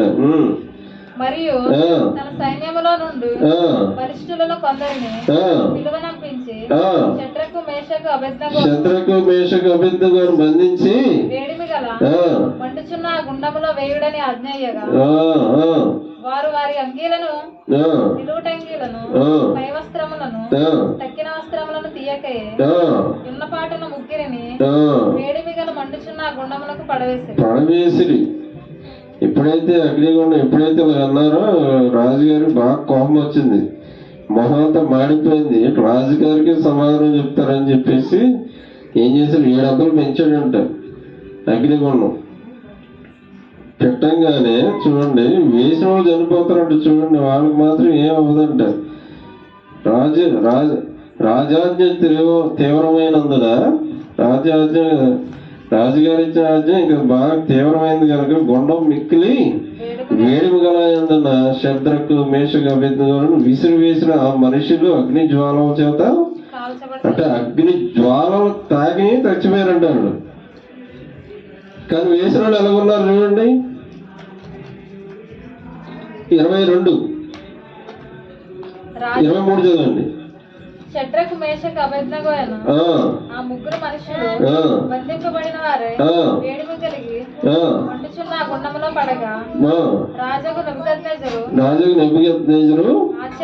ఆశ్చర్యపడి తీవ్రముగా లేచి మేము ముగ్గురు మనుషులను బంధించి అగ్నిలో వేసితిమి కదా తన మంత్రులను అడిగాను. వారు ఎంతమంది వేసారంటండి అగ్నిగుండంలో? ఎంతమంది వేసారు? ముగ్గురు, శద్రకు మేషకు అబేద్నెగోలు. కనుక ఆయనకి మాత్రం 4 కనిపిస్తున్నారంట. చూడండి, చదవండి. వారు సత్యమైన రాజుతో ప్రత్యుత్తరం ఇచ్చిరి. అందుకు రాజు, నేను నలుగురు మనుషులు బంధకము లేక అగ్నిలో సంచరించడం చూస్తున్నాను, వారికి హాని ఏమీ కలగలేదు. 4వ వారి రూపము దేవతల రూపం పోలింది వారికి ప్రత్యుత్తరం ఇచ్చాను. దేవతల రూపం అంటే ఎవరు? యేసయ్య. ఏమండి, వాళ్ళ విశ్వాసం చూడండి, అగ్నిలో పడవేసిన మా దేవుడు రక్షించాడు, రక్షించకపోయినా మాకు పర్వాలేదని చెప్పి వాళ్ళ విశ్వాసం. అగ్నిగుండంలో కూడా దేవుడు మమ్మల్ని పడవేసిన దేవుడు మమ్మల్ని రక్షిస్తాడనే విశ్వాసం ఉంది వాళ్ళకి. అందుగురించి అగ్నిగుండాన్ని కూడా లెక్క చేయాలి. మనమైతే అగ్నిగుండం పెట్టారు, దేవుడు నమస్కరించున్నాను అనుకుంటే అన్నీ వెళ్ళిపోయి నమస్కరించేస్తాం. ఎందుకంటే ఆ భయం అలాంటిది అనమాట. అదే నీకు విశ్వాసం ఉందనుకోండి, విశ్వాసం అనే కన్నులు నీకుంటే దాన్ని కూడా లెక్క చేయకపోతే పోయి ఉంటే ఉన్నాం ఏంటి. శత్రుకు మేషకు ఉన్నటువంటి విశ్వాసం మనము కలిగి ఉండాలి. అగ్నిలో ఎంతమంది ఉన్నారు? వేసింది ముగ్గురే, కానీ అక్కడ ఉన్న 4 ఉన్నారంట. వాళ్ళని బయటికి తీసినప్పుడు అంట కనీసం వాళ్ళ గొడ్డ చిన్న ముక్క కూడా కాలేదంట. చూడండి 26 చదవండి. శత్రుకు మేషకు అబేద్నెగో ఎనవారులారా, మహోన్నతుడు దేవుడి సేవకులారా, బయటకు వచ్చిన ఎందుకు రండని పిలువగా శత్రుకు మేషకు అబేద్నెగో అగ్నిలో నుండి బయటకు వచ్చి అధిపతులను, సేనాధిపతులను, రాజు యొక్క ప్రధానమంత్రులను కూడి వచ్చి ఆ మనుషులను పరీక్షించి వారి శరీరములకు అగ్ని ఏ హాని చేయకుండాయు, వారి తల వెంట్రుకల్లో ఒక్కటైనను కాలిపోకుండాటు, వారి వస్త్రములు చెడిపోకుండాటయు, అగ్ని వాసనైనను వారి దేహమును తగలకుండాటయు చూచిరి. ఏమండి చూడండి ఎంత విశ్వాసం. అక్కడ దేవుడు కాదు, వాళ్ళ విశ్వాసం గొప్పది. అక్కడ దేవుడు మమ్మల్ని ఈ అగ్నిగుండాన్ని రక్షిస్తాడు అనే విశ్వాసం వాళ్ళకి. మనకుండదు అలాంటి విశ్వాసం. ఆ విశ్వాసం నీకు రావాలంటే అది ఎవరి వల్ల, ఇంతకుముందు చెప్పుకున్నా, అది ఎవరి వల్ల అవుతుంది? పరిశుద్ధాత్మ దేవుడే నీకు చెప్పాలి. ఏమండి నీకు చెప్పకపోతే నీకు ఆత్మీయ కన్నులు అనేవి రావు, విశ్వాసం అనేది రాదు. తర్వాత అలా చదువుకుంటూ వెళ్ళిపోతే 29లో ఏమంటాడు చదవండి. 29 ఒక శాస్త్రమే ఇచ్చాడంట, జీవోపాస చేశాడంట. ఈ విధముగా రక్షించుటకు సమర్థుడకు దేవుడు గాక మరి ఏ దేవుడును లేడు కాగా, ఏ జనంలో గాని, రాష్ట్రంలో గాని, ఏ భాష మాట్లాడే వారిలో గాని శత్రుకు మేషకు అబేద్నెగో అనువారి దేవుని ఎవడు దూషించునో వాడు తుత్తునీలుగా చేయబడును, వాని ఇల్లు ఎప్పుడును పెట్టగుప్పగా ఉండునని అంతటా నుండి రాజు శత్రుకు మేషకు అబేద్నెగో వారిని బబులోను సంస్థానంలో హెచ్చించను. వీళ్ళు నమ్ముకున్న దేవుడిని ఎవరు ముట్టుకున్నా, ఎవరు ఏం చేసినా, వీళ్ళని ఏమన్నా తుక్కుగా చేసేస్తాను మీ అందరికీ ఒక జీవ రిలీజ్ చేశాడు. ఏమండి అంత విశ్వాసం. శత్రుకు మేషకు అబేద్నెగో యొక్క విశ్వాసం అలాంటిదండి. మరి అలాంటి విశ్వాసం నీకుందా? ఈ బోధకులు చెప్తారు ఎంతసేపు దేవుడు విశ్వాసం అంటే నమ్మకం ఏసైనా నమ్మకం అంటారు. నమ్మకం కాదమ్మా ఇక్కడ, నమ్మకం కాదు. విశ్వాసం అంటే డైరెక్ట్ గా చూడటం ఏసైని.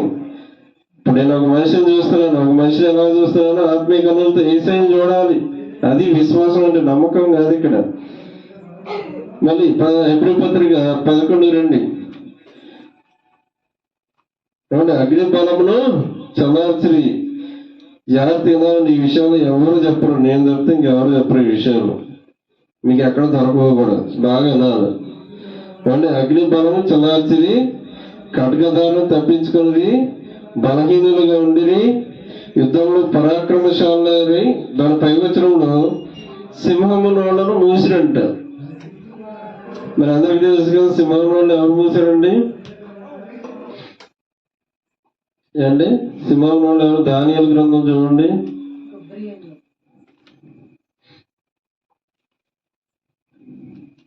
ఇవన్నీ మనకు తెలిసినాయండి, కొత్తగా ఏం చెప్పట్లేదు, తెలిసినాయే. కాకపోతే వాళ్ళ విశ్వాసం ఎలాగుందో చూడండి.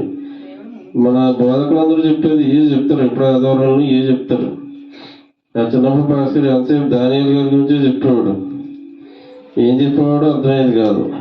దానియేలు గ్రంథము 6వ అధ్యాయము విశ్వాసం, దానియేలుకున్నటువంటి విశ్వాసం చూడండి. 6వ అధ్యాయము 17 నుంచి చదవండి. వారు ఒక రాయి తీసుకుని వచ్చి ఆ గుహ ద్వారమున వేసి దాన్ని మూసిరి. మరియు దానియేలును గూర్చి రాజు యొక్క తీర్మానము మారునేమో అని రాజు ముద్రను, అతని అధికారుల ముద్రను వేసి దాన్ని ముద్రించిరి. రాజు యొక్క తీర్మానం. రాజు ఏం అక్కడ ఉన్నట్టు కొంతమంది దానియేలు మీద కక్ష కట్టి అండి సింహభూములు పడేయాలని చెప్పి రాజుగారిని ప్రేరేపించేసేసి ఏం చేసిన దానియేలుని సింహభూములు వేసేస్తారు. మళ్ళీ అక్కడ ఈయన బయటకు వచ్చేస్తాడు, రాజుగారి మనసు మారిపోద్దామని ఏం చేశారంటే దాన్ని సీల్ వేశారంట. రాజుగారి యొక్క తీర్మానం మారునేమో అని రాజు ముద్రను అతని అధికారుల ముద్రను వేసి దాన్ని ముద్రించారంట. అంటే సీల్ వేస్తే ఇంకా దాన్ని ఎవరు విడిపించారు, రాజుగారు కూడా దాన్ని తీయకూడదు అనమాట. అదనమాట సీజ్ అంటారు దాన్ని. ఇక ఎవరు తీయటానికి ఓన్లీ గవర్నమెంటే తీయాలి అది. ఓకేనా? అతడు రాజు తన నగరునకు వెళ్ళి ఆ రాత్రి అంత ఉపవాసం ఉండి నాట్య వాయిద్యములను ఆ రోజు ఏ కార్యక్రమాలు జరగలేదంట ఆ పట్టణంలో. అతనికి నిద్ర పట్టకపోయాను. తెల్లవారుజామున రాజు వేగరమే లేచి సింహముల గుహ దగ్గరకు త్వరపడిపోయాను. అతడు గుహ దగ్గరకు రాగానే దుఃఖ స్వరముతో దానియేలును పిలిచి, జీవము గల దేవుని సేవకుడు అయిన దానియేలు, నిత్యము నీవు సేవించుతున్న నీ దేవుడు నిన్ను రక్షింపగలిగినా? యేసే నిన్ను రక్షించాడా అని అతన్ని అడిగాను.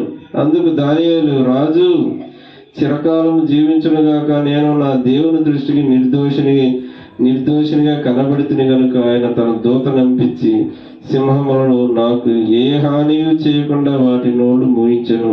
రాజా, నీ దృష్టికి నేను నేరం చేసిన వాడిని కాదు కదా. నేను రాత్రంతా ఉన్నానంట.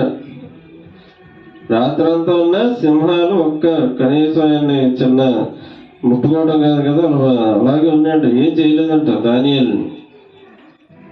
దానియేలుకు ఉన్న విశ్వాసం. ఏమి చేయలేవు, దేవుడు నన్ను రక్షిస్తాడనే విశ్వాసం ఆయనకి. మనమైతే అక్కడే చచ్చిపోతాం, ఎంట్రన్స్ లో చచ్చిపోతాం మనమైతే. ఏమండి చూడండి, కింద అంటాడు 23లో చదవండి. రాజు ఇందును గూర్చి అతి సంతోషభరితుడై చాలా సంతోషించాడు దానియేలు బ్రతుకుండటం చూసి. దానియేలును గుహలో నుండి పైకి తీయుడని ఆజ్ఞ. బంట్రోతులు దానియేలును బయటకు తీసిరి. అతడు తన దేవుని యందు భయభక్తులు గలవాడైనందున అతనికి ఏ హాని కలగలేదు. అతను దేవుని యందు భయభక్తులు గలవాడైనందున అతనికి ఏ హాని కలగలేదు. 24 చదవండి. రాజు ఆజ్ఞేయగా దానియేలు మీద నింద మోపిన ఆ మనుషులను వారు తోడుకొని వచ్చి సింహముల గుహలో పడద్రోసిరి. వారి కుమారులంట, వారి భార్యలనంట మొత్తం అందరం తీసుకెళ్లి గుహలో పడేసారంట. అసలు గుహలో పడంగానే సింహాలంటే చూడండి, వారు ఆ గుహ అడుగునకు రాకమునిపే సింహములు పాలేరి. సింహములు వారి ఎముకలను సైతం పగలగొరికి పొడి చేశాం. ఎముకలను కూడా పొడి చేసేసినాయంట. అంతలా తినేసిన సింహాలు. దేవుని కోపం అవుతే అలా ఉంటుంది అనమాట. అసలు ఏం మిగలదు, ఎముక కూడా మిగలదు. అసలు అడ్రస్ లేకుండా పోతూ ఉంటారు చూసారా, అలా ఉంటుంది అనమాట. ఏమండి, దానియేలు గారి విశ్వాసం. సింహాల నోళ్లను మూసారు. అక్కడ దేవదూతలు వచ్చి ఆ సింహాల నోళ్లను మూసారంట. ఏమండి, దానియేలుకు ఉన్నటువంటి విశ్వాసం అలాంటిది. అలాగే దావీదు కూడా ఏం చేశాడు? సింహాన్ని, ఎలాంటి సింహం అది మీ అందరికీ తెలిసి ఉంటుంది. ఎలాంటి సింహం అది? ఎలుగుబంటి సింహం రెండు కలిసినటువంటి జంతువు ఉంటుంది. అంటే సింహం కాదు అది, సింహం ప్లస్ ఎలుగుబంటి. చూడండి, 1 సమూయేలు గ్రంథము 1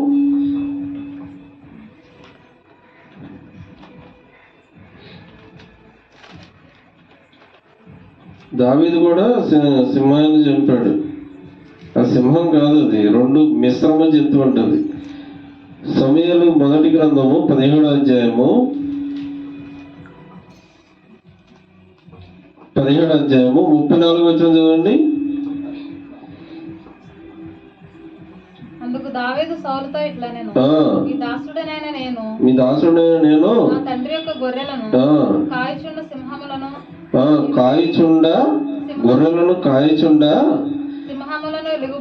సింహమును ఎలుగుబంటియును వచ్చి మందలో నుండి, రెండు చెప్పాడు అక్కడ, సింహమును ఎలుగుబంటి వచ్చి మందలో నుండి ఒక గొర్రె పిల్లను ఎత్తుకొని పోవచ్చుండగా నేను దానిని అంటే మరి రెండు ఉన్నాయి కదా అక్కడ, ఒకటి కాదు అది, దానిని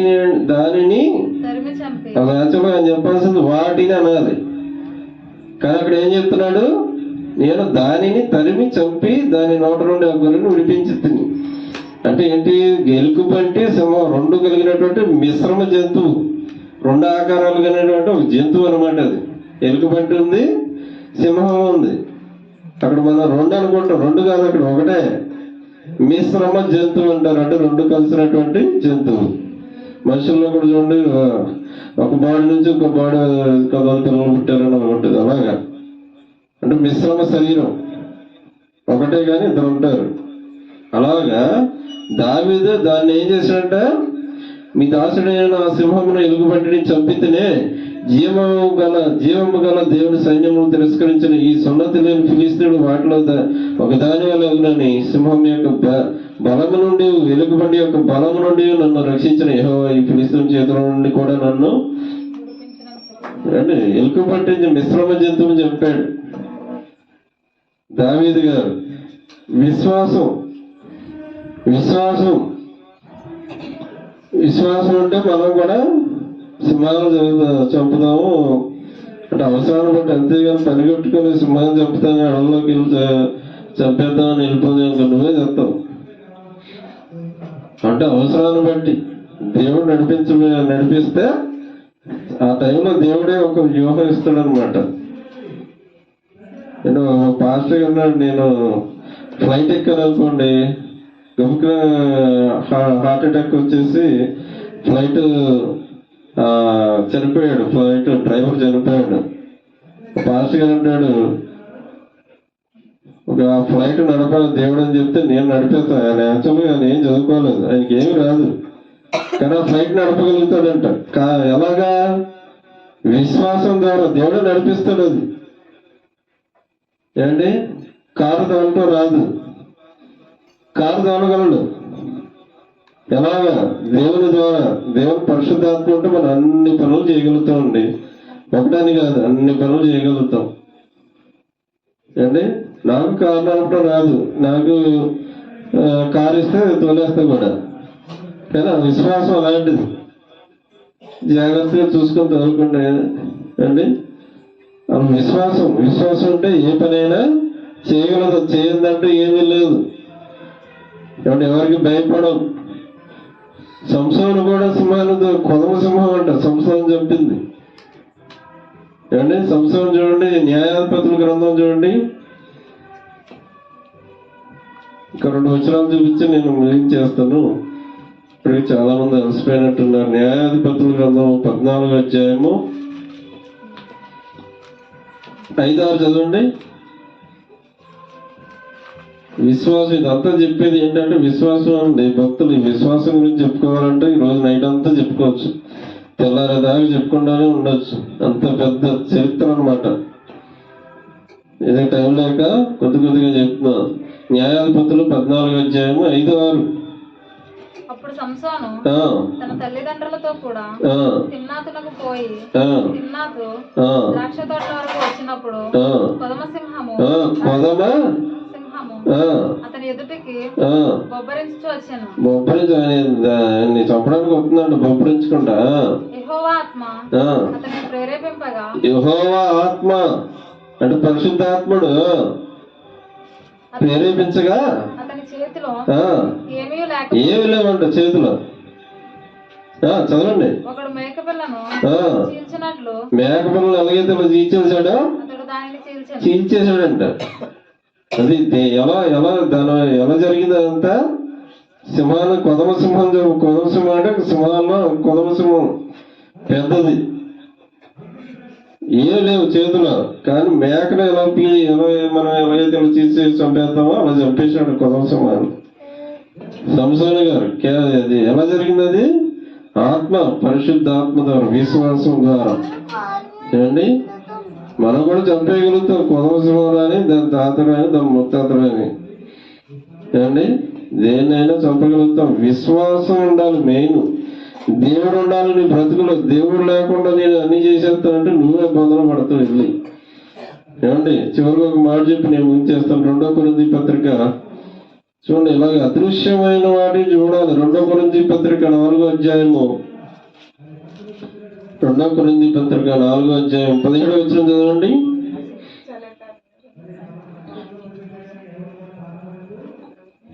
2 కొరింథీ 4:17.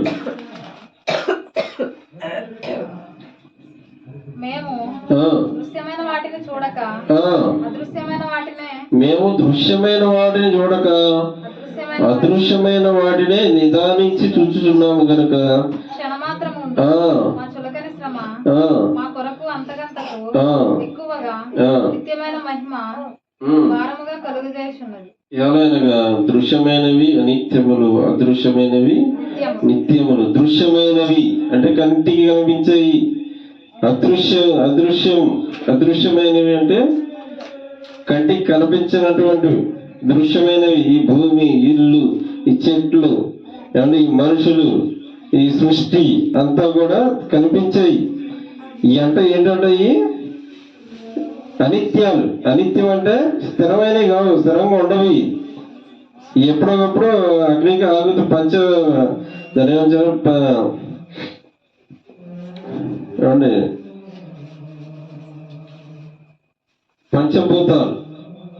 పంచభూతాలు ఈ భూమిని అంతటిని కూడా లయపరుస్తుందంట. గాలి, నీరు, చెట్లు ఇవన్నీ కలిసి భూమిని లేకుండా చేస్తాయి. దీని మీద మనం ఆశ పెట్టుకోకూడదు. దేని మీద పెట్టాలంట? అదృశ్యమైన వాటి మీద మనం ధ్యాస ఉంచుకోవాలంట.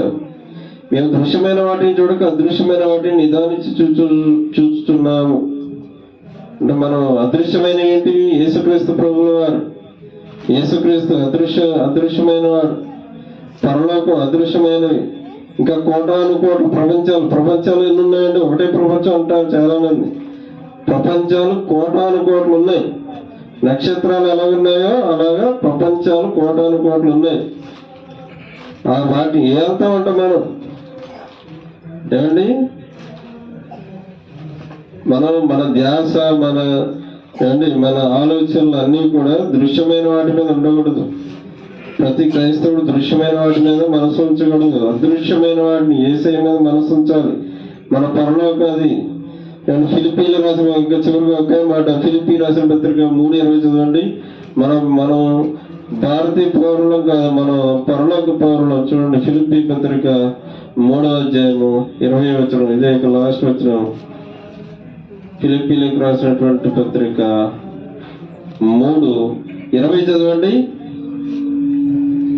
మన పౌరస్థితి పరలోకమందున్నది, అక్కడ నుండి ప్రభువైన యేసుక్రీస్తును రక్షక నిమిత్తం కనిపెట్టుకుని ఉన్నాం. మన పౌరస్థితి, పౌరుడు. నేను భారతీయ పౌరుడు అంటారు. భారతీయ పౌరుడు. అసలు మన పౌరస్థితి ఎక్కడిది? పరలోకం. మనం పరలోక పౌరులు. మనం అంటే రక్షింపబడిన ప్రతి వ్యక్తి యొక్క పౌరస్థితి ఎక్కడ ఉంది? పరలోకంలో ఉంది. మన పౌరులం, పరలోక పౌరులం, భారతీయ పౌరులం సరే, కానీ మనం ముందు ఎక్కడ పౌరులం అంటే పరలోక పౌరులం. ఏదో ఒక రోజు ప్రాణం విడిచిన తర్వాత మనం పోవాల్సింది పరలోకానికే. ఇందాక చదువుకున్న రీతిగా ఒక వ్యక్తి వచ్చాడు, స్వదేశాన్ని తిరిగి మళ్ళీ వెళ్ళిపోవాలి. మనం ఇక్కడికి వచ్చాము కానీ మళ్ళీ మన స్వదేశంకి వెళ్ళిపోవాలి. మన స్వదేశం ఇది కాదు, భారతదేశం కాదు మన స్వదేశం. దెప్పకాల పాడు కాదు మన స్వదేశం. మన స్వదేశం ఏంటి? పరలోకం. ఈ పరలోకాన్ని చూడగలగాలండి. విశ్వాసమైన కన్నులతో ఈ పరలోకాన్ని చూడాలి. విశ్వాసమైన కన్నుతో యేసయ్యను చూడాలి. సమస్త భక్తులు ఏప్రిల్ పత్రిక 11లో మొత్తం అందరూ కూడా విశ్వాసం పట్టి ఉంటుంది. అక్కడ మొత్తం అందరూ కూడా విశ్వాసం ద్వారానే బ్రతికారు. మనం కూడా విశ్వాసం ద్వారానే బ్రతుకుతాం. కానీ విశ్వాసం అంటే అన్ని పనులు చేయగలుగుతాం. ఏదైనా సరే లెక్క చేయం. మనం దేవుడు చూడాలి. ముందు మనం డైరెక్ట్గా యేసయ్యని చూడాలి. ప్రార్థనా గదిలోకి వెళ్ళాలి. ప్రార్థనా గదిలోకి వెళ్తే యేసయ్య కనబడతాడు. ప్రత్యక్షత అది ఎక్కడ కలుగుతుందంటే ప్రార్థనా గదిలోనే కలుగుతుంది. ప్రత్యక్షత అంటే కళ్ళకి కనబడటం, బయలుపరచటం అంటే ఏంటి? ప్రత్యక్షత. దేవునికి ఇచ్చిన ప్రత్యక్ష. దేవుని చూడటం. దేవుడు నాతో మాట్లాడండి ప్రార్థనా గదిలో అంటారు. దేవుడు మాట్లాడతాడు. మాట్లాడే దేవుడు, కనిపించే దేవుడు ఆయన. చాలా మంది యేసుక్రీస్తు ఎక్కడ కనపడ్డాడండి? వాళ్ళకే కనపడలేదు. మోషే దగ్గర ప్రజలు ఉన్నారు, వాళ్ళకే కనపడలేదు. మనకి ఎలా కనపడతాడంటే విశ్వాసం అనే కన్నుతో ఆయన చూడాలి. మనం విశ్వాసం కావాలి. ఏమండి ఇప్పుడున్న బోధకులు ఏం చేస్తున్నారు? విశ్వాసం లేదంటున్నారు. దుర్బోధ. విశ్వాసం లేకుండా అసలు భక్తే చేయలేం మనం. విశ్వాసం లేకుండా అబ్రహాం జీవించేవాడా? విశ్వాసం లేదని చెప్పడానికి మనం ఎవరండి? విశ్వాసం పునాదిలో ఒక మూలన, ఒక రాయి, పునాది. మన భక్తి జీవితం కట్టబడుతుందంటే పునాదులు ఉంటాయి. ఈ ఇల్లు కట్టబడిందంటే ఒక పునాది ఉంది. మన భక్తి జీవితం కట్టబడటానికి ఒక పునాది ఉంది. ఇక్కడ పునాది యేసుక్రీస్తు. బోధనలో మొదటిది మారుమనసు అయితే రెండోది విశ్వాసం. విశ్వాసం ఉందో లేదో మనం ఒకసారి సంపరీక్ష చేసుకుందాం. దేవుడిచ్చిన వాక్యం దీవించిన గాక. కళ్ళు మూసుకొని ప్రార్థన చేసుకుందాం.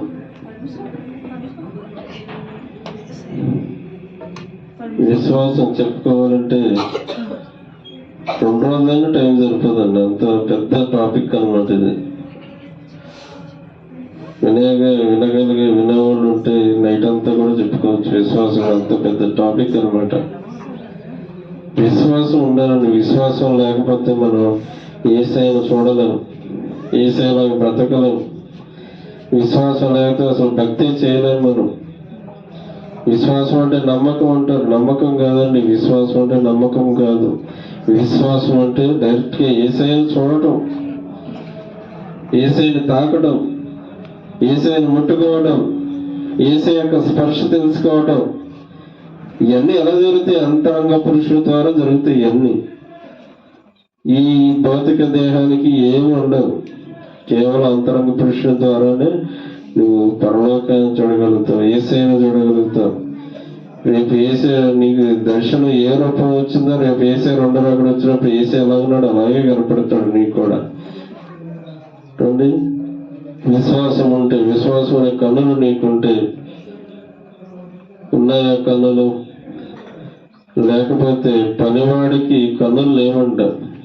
ఎలీషా దగ్గర ఉన్నటువంటి పనివాడికి కన్నులు లేవు. విశ్వాసం అనే కన్నులు లేవు. దానికోసం ఎలీషా ప్రార్థన చేశాడు, ఆయనకి కన్నులు తెరవయ్యా యేసయ్యని.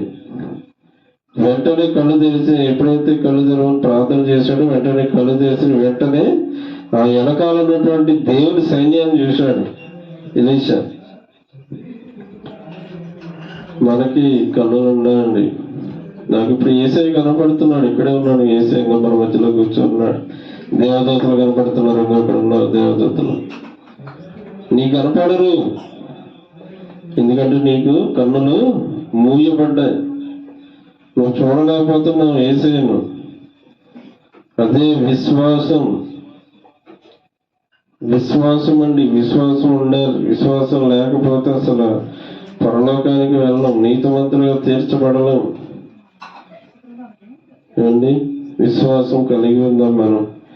ఒకవేళ విశ్వాసం నీకు లేకపోతే అడగండి దేవుని యేసయ్య విశ్వాసం కలిగిన కన్నులు నాకు దయచేయమని అడగండి. పనివాడు ఎలాగైతే పనివాడు కలిగినటువంటి కన్నులు ఏ విధంగా అయితే వచ్చినాయో, దేవుని ప్రార్థన చేస్తే కన్నులు ఎలాగ వచ్చినాయో ఆ కన్నులు నీకు కూడా దయచేస్తాడు. నువ్వు కూడా యేసయ్యను చూస్తావు.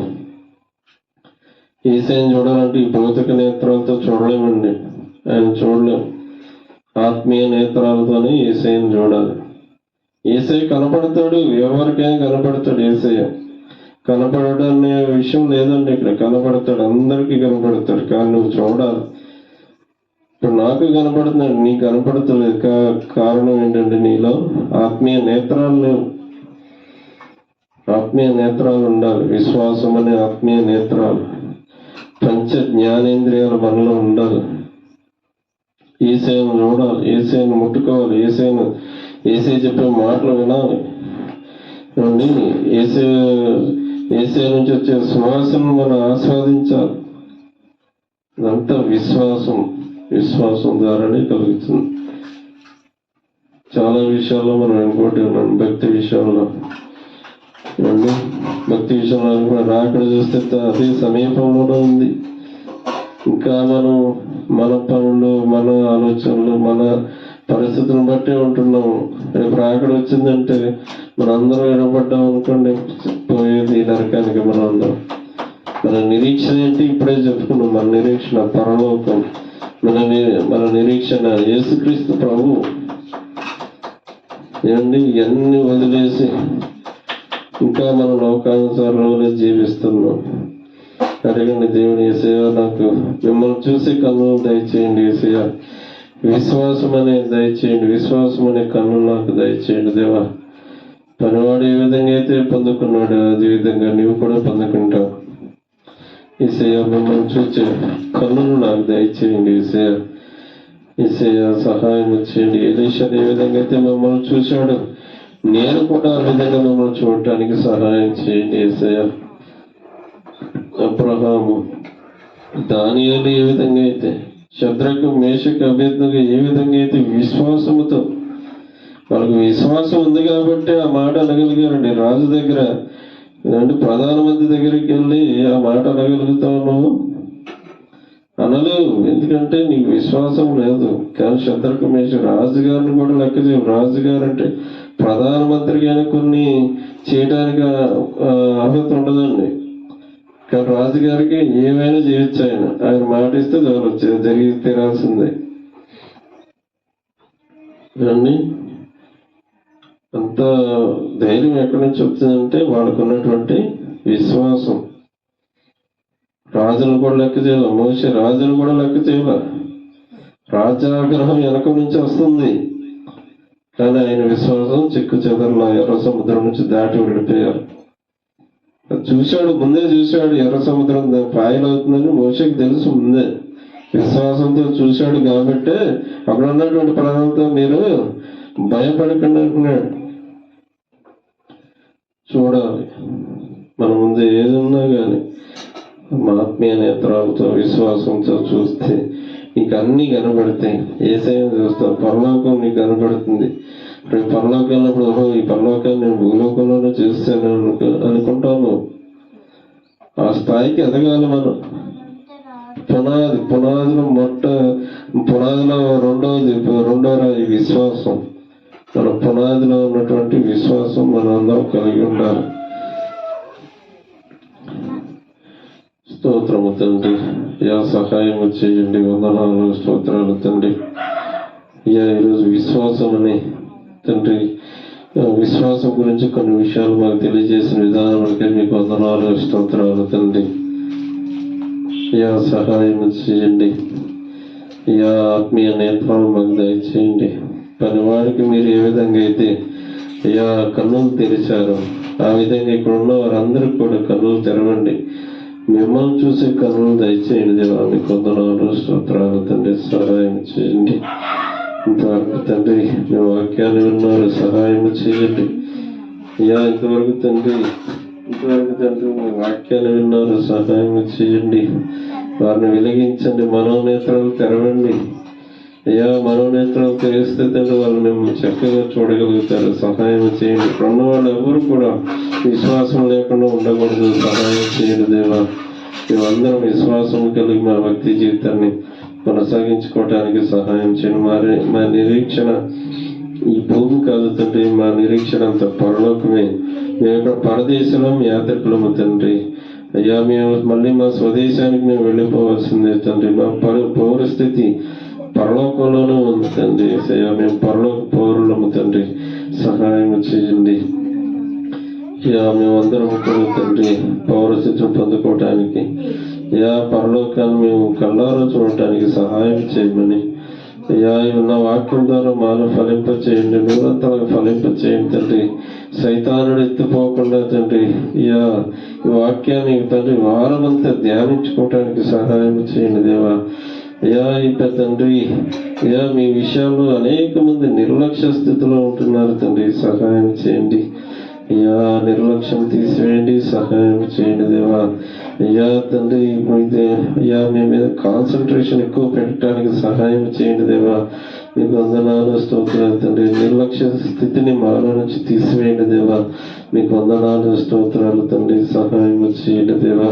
ఈ రాత్రికాల సమయంలో మీరు మాతో అందరితో మాట్లాడినందుకే ఈ కొడుకు మీరు కూడా వచ్చినందుకే మీకు వందనాలు, స్తోత్రాలు తండ్రి. సహాయం చేయండి. మీరే మహిమ ఘనత పొందుకోమని యేసు పరిశుద్ధ నామమున వినయముగా వేడుకొంచున్నాము తండ్రి. ఆమేన్. పాట పాడండి.